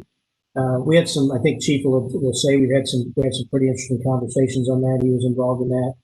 I will tell you my personal philosophy of this, and I had a 35-year military career where I dealt with diversity, inclusion, and equity in the most integrated organization in the world, the U.S. Army.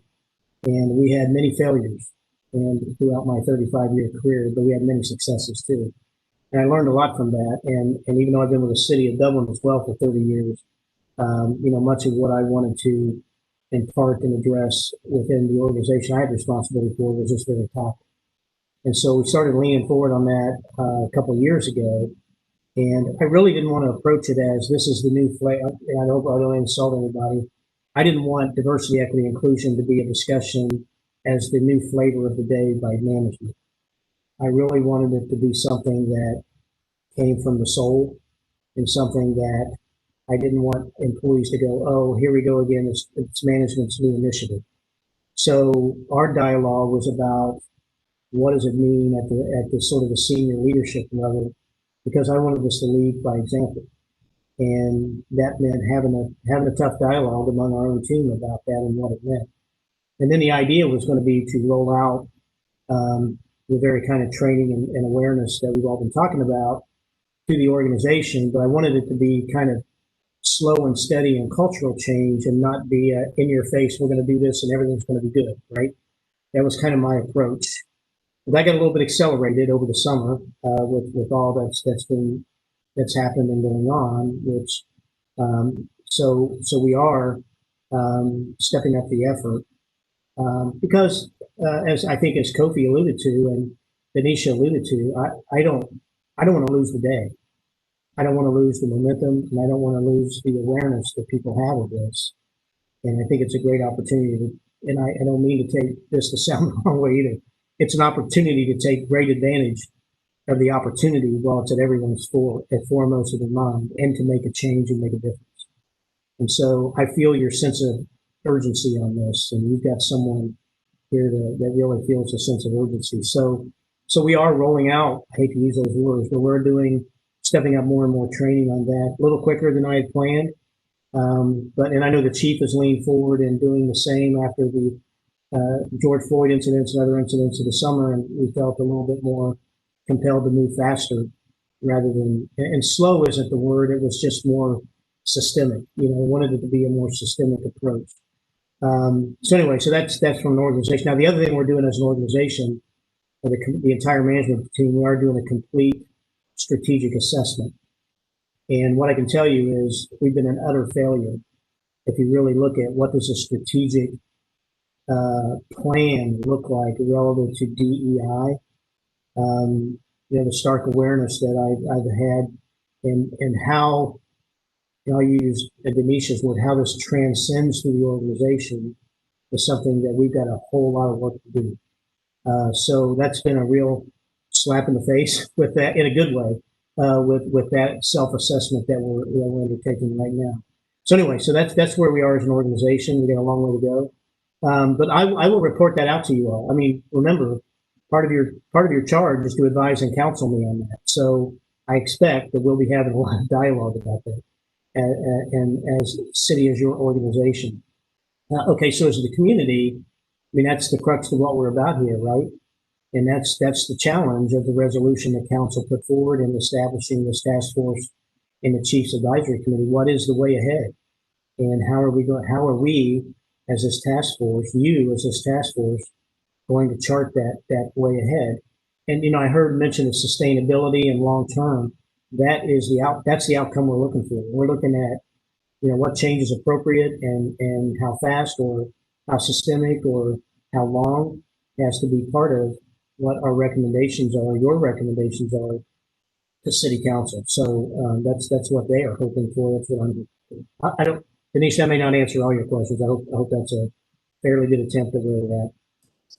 No, definitely. I think a big piece of my thought process behind that is really just around the idea that the DEI efforts that we take just in general within the corporate space, within this task force, just whatever it might be, are usually I think focused on the idea that arming the knowledge is enough and that people will in good faith take that and apply. And realistically, that's not always the case, not necessarily because any people are bad, or maybe people just don't know how to apply that knowledge and how to put that knowledge into action. And so the biggest piece to me is figuring out how we as a task force can make recommendations that will address inequalities within systems and processes, so that it doesn't necessarily matter who the people are that are running those processes if the processes themselves are equitable. And so, again, that's the hard part. I think the solution is the easy part. The hard part is figuring out how to enact that solution. And so I guess that's just kind of where my thought process was in that comment or question. It's a great perspective. I think going back to what Ms. Franklin said about, or I forget who said it, but Ms. Franklin kind of touched up on it right there. Someone said something about the student voice and how we can like reach out. And then Mr. McDaniel, you just talked about the systemic approach to that. And I feel a good way that we could attack both of those is, since we already have the Dear Dublin post and a lot of the students' voices were said in there, we could take those posts and categorize them based on like either racism, and then like racism through like the school system, and then like sexism, and then sexism through the school system and stuff like that, and how and like what is happening the most within the school system, within like student bodies, within different organizations. And then once we have that like categorized and chunked up into each different sections, then we can find a better way to solve it and see like what is happening the most within the city, and like, yeah, if it's mostly systemic or just like if there's a different way that could happen, that we can approach it. So yeah. So Steve White, does that start to address your data approach? I think that's like spot on. That's some data, right? That's out there, that's real and tangible that we can take a look at. I don't know if that's a great suggestion.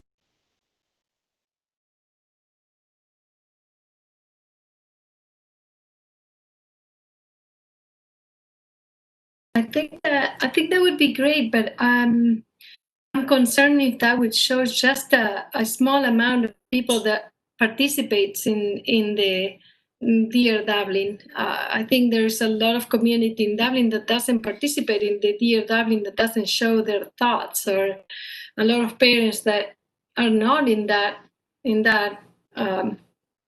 Dear Dublin, I don't know, community,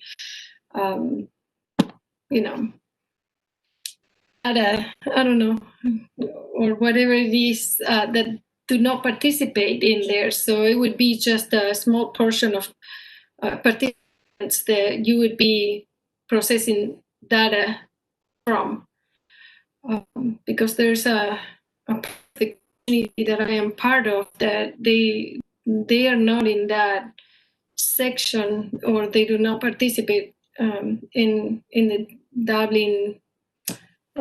Dear Dublin, it's just an awareness of that, you know, there's just a section that you would be processing data from, not the whole community of Dublin. I agree with that, and there's definitely ways that we can move forward, and so that we can get a more realistic and like a whole everyone's voice.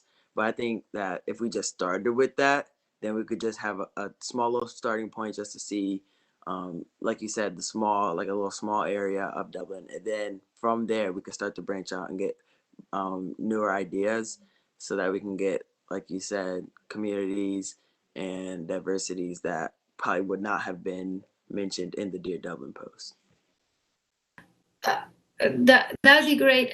I just want to bring the other side of it, because the system, since I am in there, I can see the other side of it. And last year we received training in diversity and inclusion, and every year we have to train in different trainings every year to keep us updated in all the different areas that we have to deal with, children, students in the school, whatever happened in the school, to keep us, updated every year. So we are constantly training every year. Now, it's up to the individual too to be a model of what you're trained to. You have to bring it up to the community, and you have to bring it up to whoever is next to you. So part of being trained is what they give you is the teaching. It's like being a student, of course, and then whatever you do with that teaching is what you put in plan, in action for others. So the training, like I heard, is kind of biased too, because you are receiving the training, and no matter how much training they give you, if you are not internalizing what they train you, if you're not putting that training in action, it doesn't matter, training you get. You have to make it part of yourself to be able to show it and to make it your own, and be a role model, and be a model of what you want to happen, you want to see happen outside, and that will make the change. Silvana, I just want to make sure I also understand what you were saying. I think I like what Jamil is saying, and I think I want to make sure I understand what I am hearing. And you're right, a large portion would not be represented if we used that as our data to suggest or to make recommendations.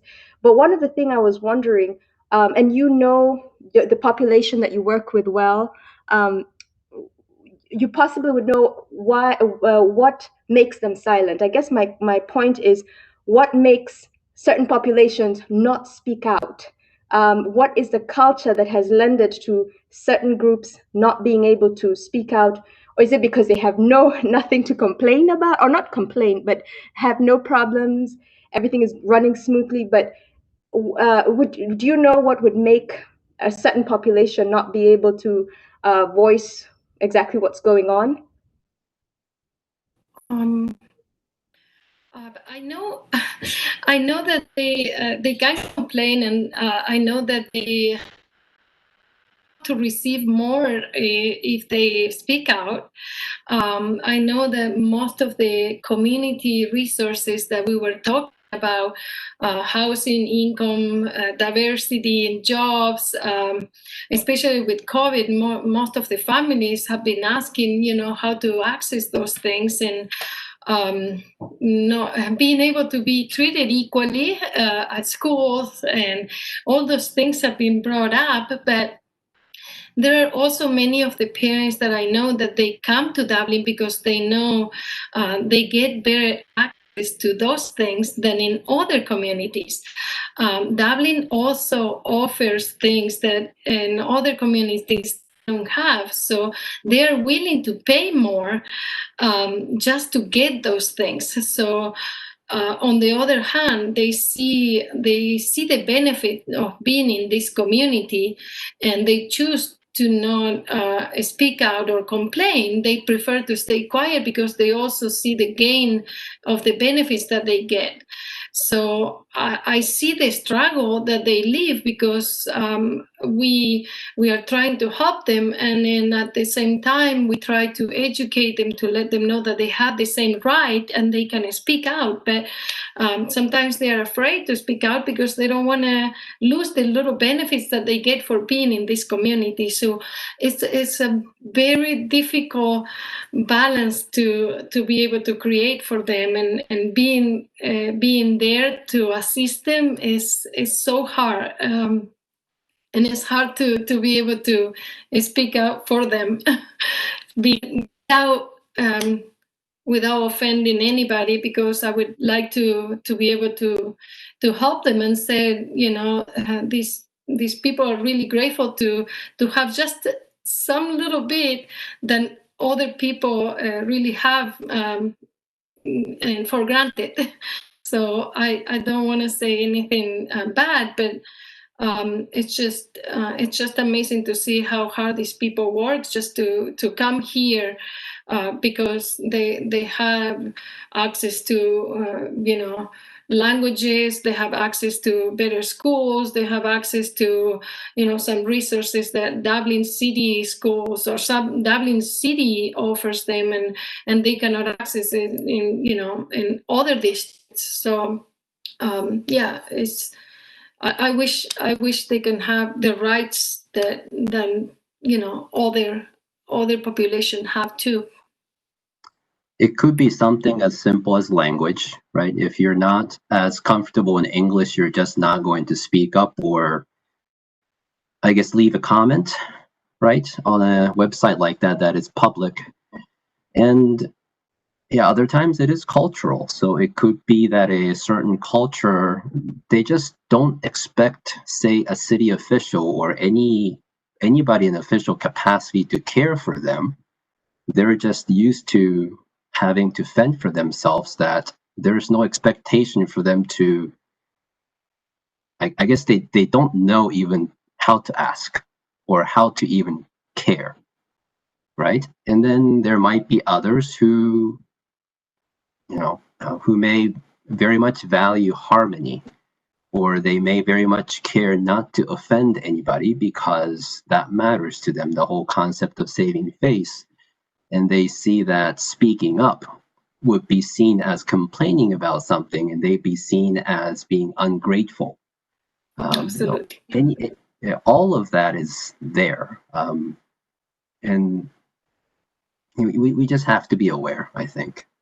Yeah. So I think we just identified one thing that I think can be one of the things that we need to work on, and that is ensuring that their voice is heard, regardless of the cultural practice, because what it sounds like is they have needs, but the needs are not met because they're not going to speak out. So and like you said, it could be a cultural thing, but I don't know how to word this so that we make sure that this is going to be part of what the task force addresses, that the people who do not speak, their needs are being met also, and they feel part of the community, not feel as though they're being done a favor, like you're saying, so that they feel that you have a right in this community, you are part of this community, and it is okay to ask.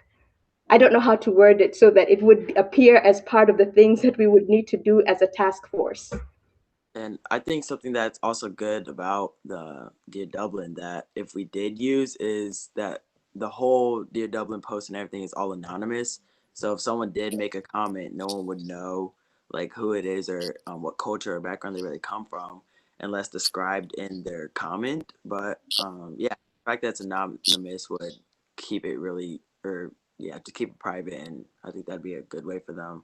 If they didn't know about it, that's one thing, but then I think that we could like advertise Dear Dublin and get people to get their voices out and emphasize that's anonymous, so that people that would normally be timid to make a comment or complain about something that they think is going on, that if they know that it will be anonymous, they would maybe lean towards giving their voice out and speaking up.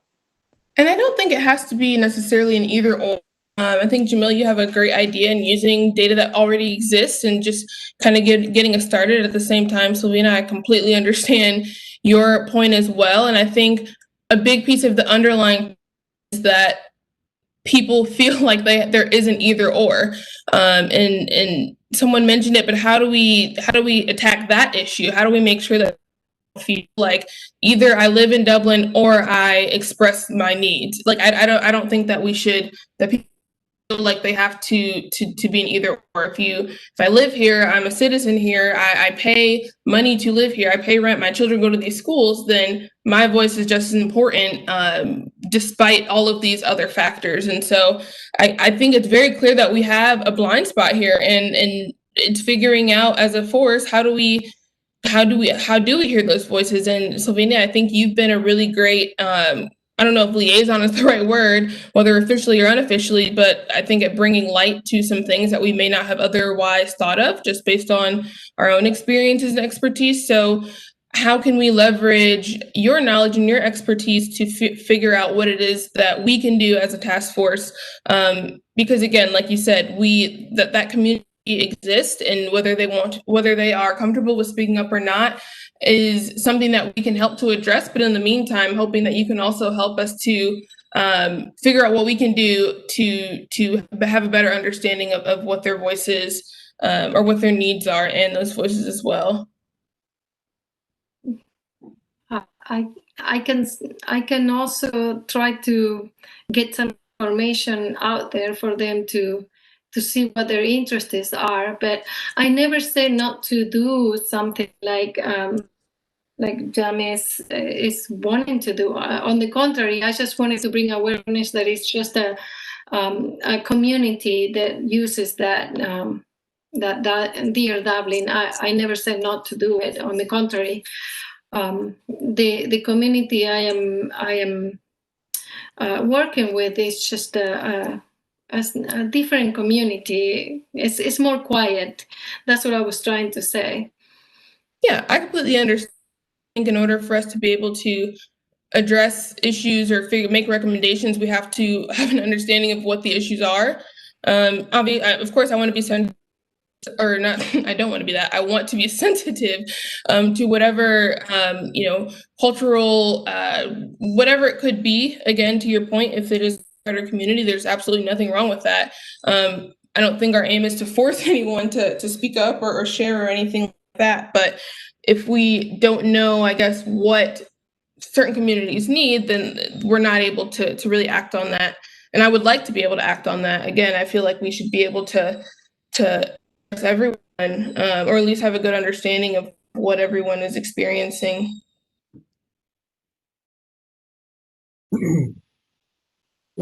Just for what it's worth, and I think this is a fascinating conversation here.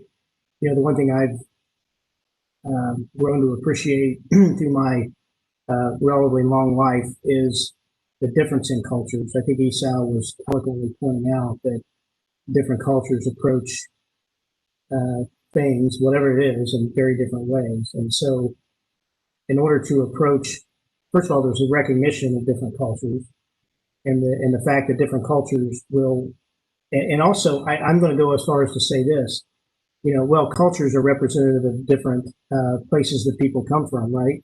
And where people come from, and even if it's a recent immigrant status or a recent immigration, the reason they came to this country may be for some reason that none of us could ever, some of us may know very well or have witnessed ourselves, or that's not necessarily, good. And therefore, they're trying to become a part of this new world that they're living in. I think it's probably what Sylvania is suggesting here. And then, that's a lot to grasp. And then how do they, feel comfortable, to Nancy's point, in taking advantage of the opportunity to be heard. And so it just reminded me of what you all very eloquently and I thought very astutely brought up last time, and that is, everyone in this conversation here has a different network of people, if you will, and to Sylvania's point, how do you access that network, in order that you can get people to maybe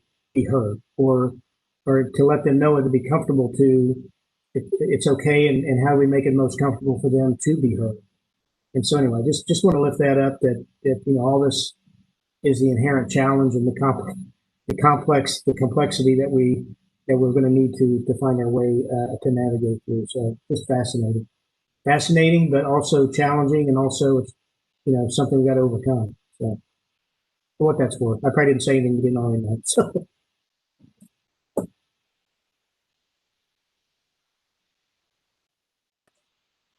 So we've had a great conversation. You all have had a great conversation. It's just been a real privilege to get to sit here and listen and learn from you all.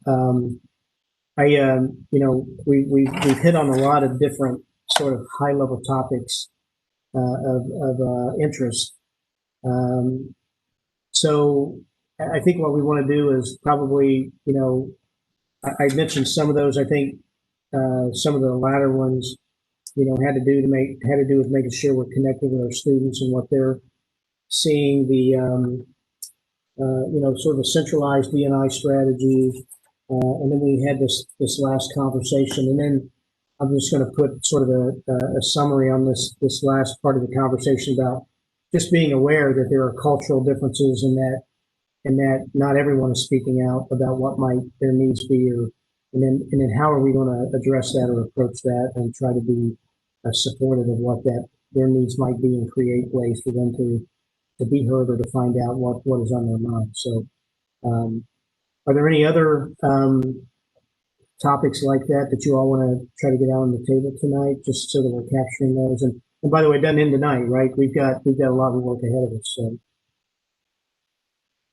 There was one other topic. I don't know if you guys are familiar with, I remember the Dublin protests, I think were in May, and around that time there was a young woman that had graduated from one of the Dublin high schools who I think had sent a letter to you, Dr. Hoadley, or the board about making some recommendations in regards to changes in the curriculum at the Dublin schools. Regarding, the history of America and all types of issues related to, what we're dealing with.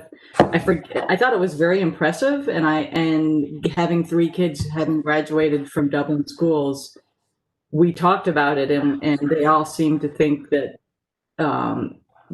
there was reason to consider some curriculum changes. And I'm wondering if anybody else knows what I'm talking about. I can shed light. It was actually a part of the Dear Dublin Instagram website that there was, I hate to call it a form letter, but there was at the end of that, you could submit an email that was a form email that had that curriculum piece in there. So we probably received, I don't know the person you're speaking of specifically, we probably received about 150 of those emails.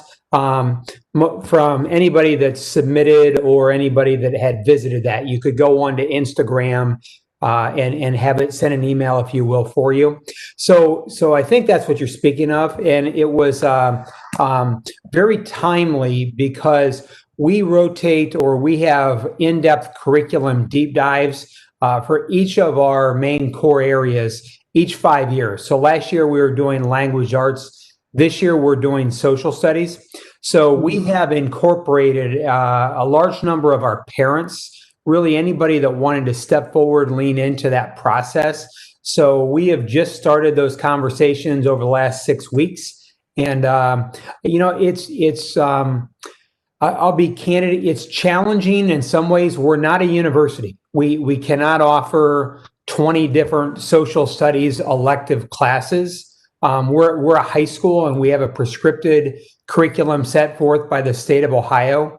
A lot of our students like to take AP classes in order to gain college credit. So there you get into what I'll say is more American history types of things, or Western civilization. So we have a little bit of challenges that we need to overcome on that. But again, we've had multiple discussions. And again, speaking candidly, right now, the hardest thing for us on those committees are keeping the polarized politics of our country out of the discussion of our social studies curriculum. It really is going to be a blessing to get past November 3rd so that we can take that conversation off the table, because we're having that polarization kind of splash into our discussion of what social studies should look like for the youth of Dublin City Schools.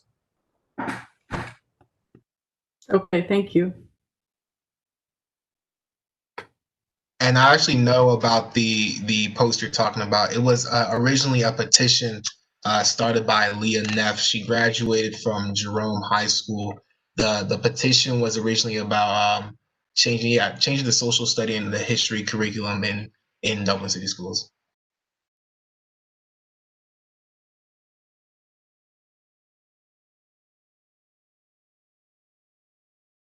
Okay, well, we're at our 8 o'clock time frame, but I will tell you this: I never would shut down a meeting because of time. I would only, move on if you are ready to move on. So I by no means want to squelch any conversation or cut anything off. So if does anyone else have anything you'd like to add, or is there any sort of burning topic that we need to make sure we discuss before we get off of here tonight? Well, I've got you all. I don't want anyone to walk away without having, touched on a subject that you came with tonight. Can I make one more recommendation? Sure. Yeah, I'm wondering what all of you think about, again, with the idea of not wanting to waste time. Is it thinking about meeting again in a month? I mean, should we all, those of us who want to, come with some more specific recommendations? Maybe do a little bit of research, talk to some folks, something that has a little bit more meat on it that we could then share in the group, get in the minutes, and get a little bit of a head start on identifying stuff that may end up in 3 or 4 different categories.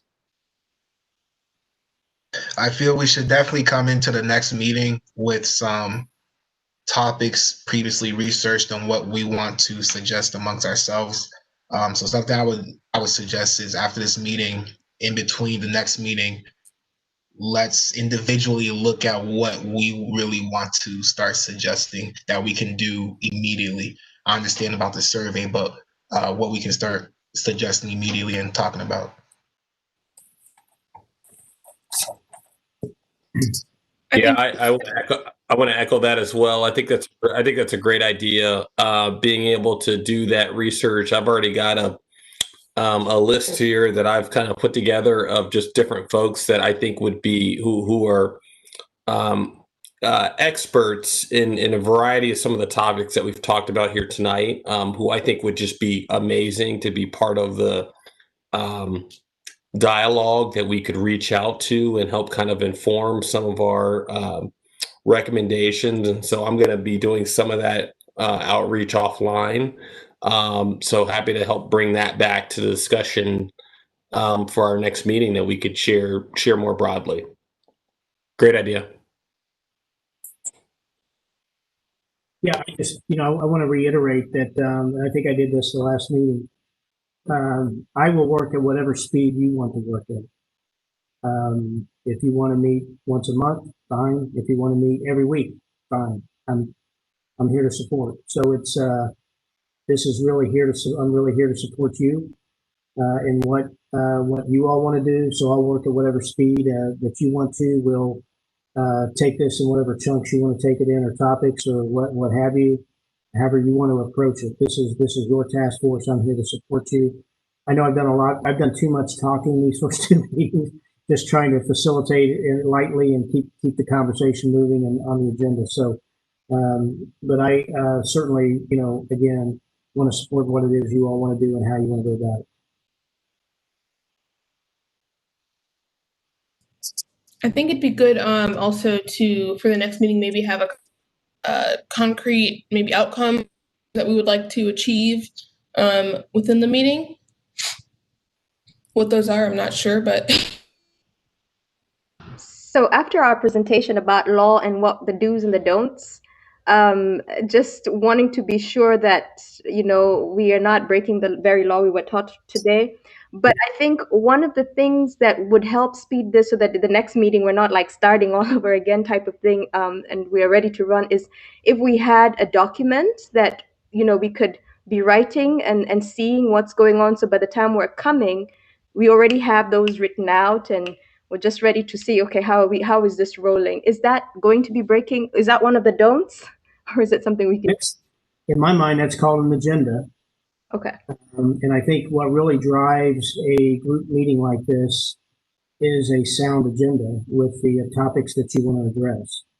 So I think what we're trying to shape is sort of the foundational, if you will, approach to how you want to conduct yourselves as a group. So, I think we need to formulate what that agenda looks like. What are those key topics that you want to address? And then, there's nothing that says this committee can't break down into subcommittees and actually work together in smaller groups.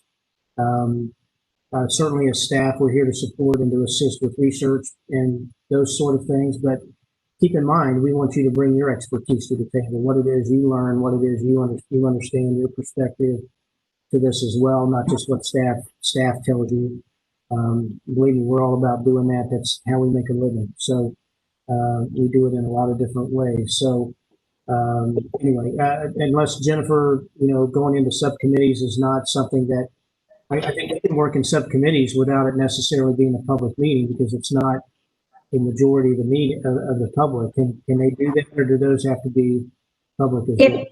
Yeah, subcommittees would still be public. I mean, if we designated subcommittees, but to the extent a couple of members, less than a majority, want to meet to get collective thoughts together, that would be fine. So I think just not formalizing and appointing subcommittees would be the way to go. Because I know Jenny Delgado, I can't see her face, but I'm sure she's going, Dana, don't sign me up for more sub. We're a little bit overwhelmed on doing things online because it's so efficient. We're trying to keep up with all the boards, commissions, committees, and all that sort of thing. So that is a little bit of a challenge if they're going to be public. So thank you for that. So yeah, if you do want to work in the small groups that are appropriate, or and again, put information onto the platform that we put out there on the team site, we can build off of that. You can send suggestions about these topics that we've talked about tonight. We can formulate agenda around that. Speaking of which, just so I can get this plug in before I forget, I do need you to be thinking about a chair, vice chair selection. I'd really like for you to determine that at your next meeting. In fact, we need to determine that at your next meeting so I can take that back to City Council for the ratification, if you will. So if anyone is interested in serving as chair or vice chair, be thinking about that, because I'm going to probably put that at the top of the agenda at your next meeting to make sure we get sort of this administrative stuff in place so that we can, really move forward on these most important topics. So keep that in mind. And I do think that helps, with the chair and vice chair, that we can have agendas formulated and get the topics around that. So, Dana, can I ask just a quick point of clarification, Jennifer, to the point, the subcommittee, I love this idea of a subcommittee because I think it will help accelerate some of our work. But I also want to be cognizant of the public regulations that you talked about earlier. Is there a fine line between, just for all of our reference, because we've got some really cool themes here that I think we're excited to kind of sink our teeth into and just kind of kind of get to work and roll up our sleeves. Is there a fine line between a couple of folks getting together, chatting about and doing some research on particular themes and topics and bringing that back to the group, designating actual formal subcommittees? Yes, exactly. There is a fine line, so that if we formally designate and appoint members to a subcommittee, then we're going to have problems with violating the open meetings law.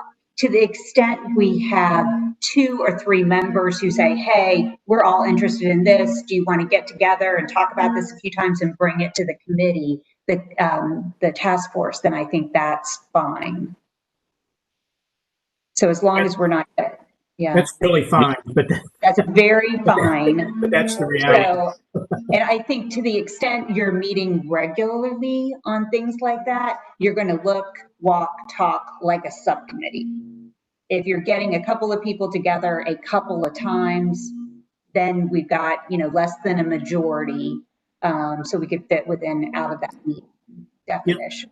And just another thing to think about, if you really look at the list, and we'll refine the list based on, what thank you, Jenny, for what Jenny will put together in the minutes, but I'll also collaborate with her to make sure that we're sort of summarizing what that is. And we'll probably get it wrong, and you all can help us adjust that, as we move forward, but we'll get close. No, you won't, Jenny, I will. I'll mess it up. So you won't, you'll have it absolutely right. So she always does. So, but my point being, all of you offer great ideas, and some of you have your own idea you would like to champion. So maybe an individual sign up on the idea, right, or on the key thing, and then you can, as an individual, to Jennifer's point, if you want to, involve a fellow task force member or two, then you can, that on your own initiative, you can do that. So is that, Jennifer, meeting the requirement?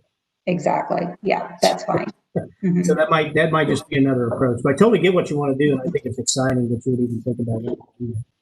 Can we also use, I know that they're going to share the team, well, I'm just, I don't know, forum. So wouldn't that be a place also where we don't have to think, because then that might just stall like, oh my, is this a meeting? Was this, did I plan it?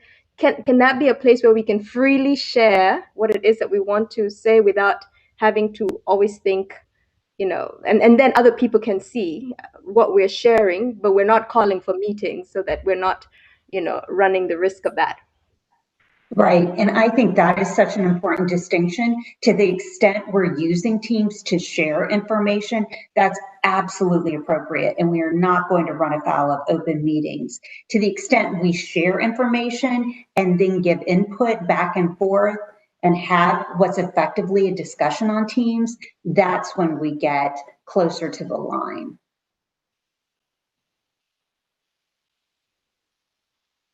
Perhaps So share but not comment.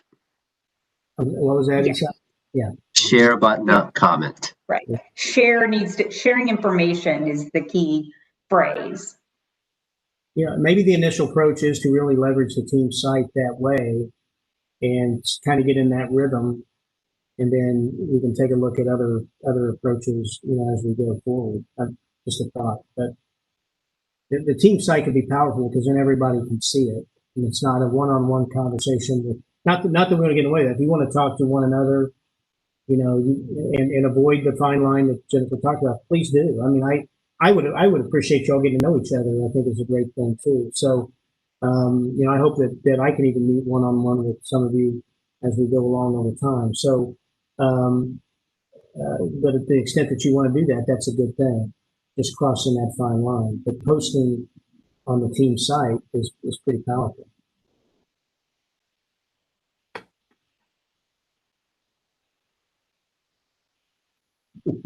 Okay, well, let's try that between now and the next meeting, so that we're righteous in how we're supposed to do that, and then and within the law. So we'll do that first. Let's see how that carries the day between now and then, and we've got a bit of a journey ahead together. So we'll journey together, and we'll make adjustments as we go and learn things along the way. So. Okay, so is there any other business that we need to or should cover that perhaps I've left off the agenda or didn't get raised? I just want to make sure we're giving everybody that opportunity.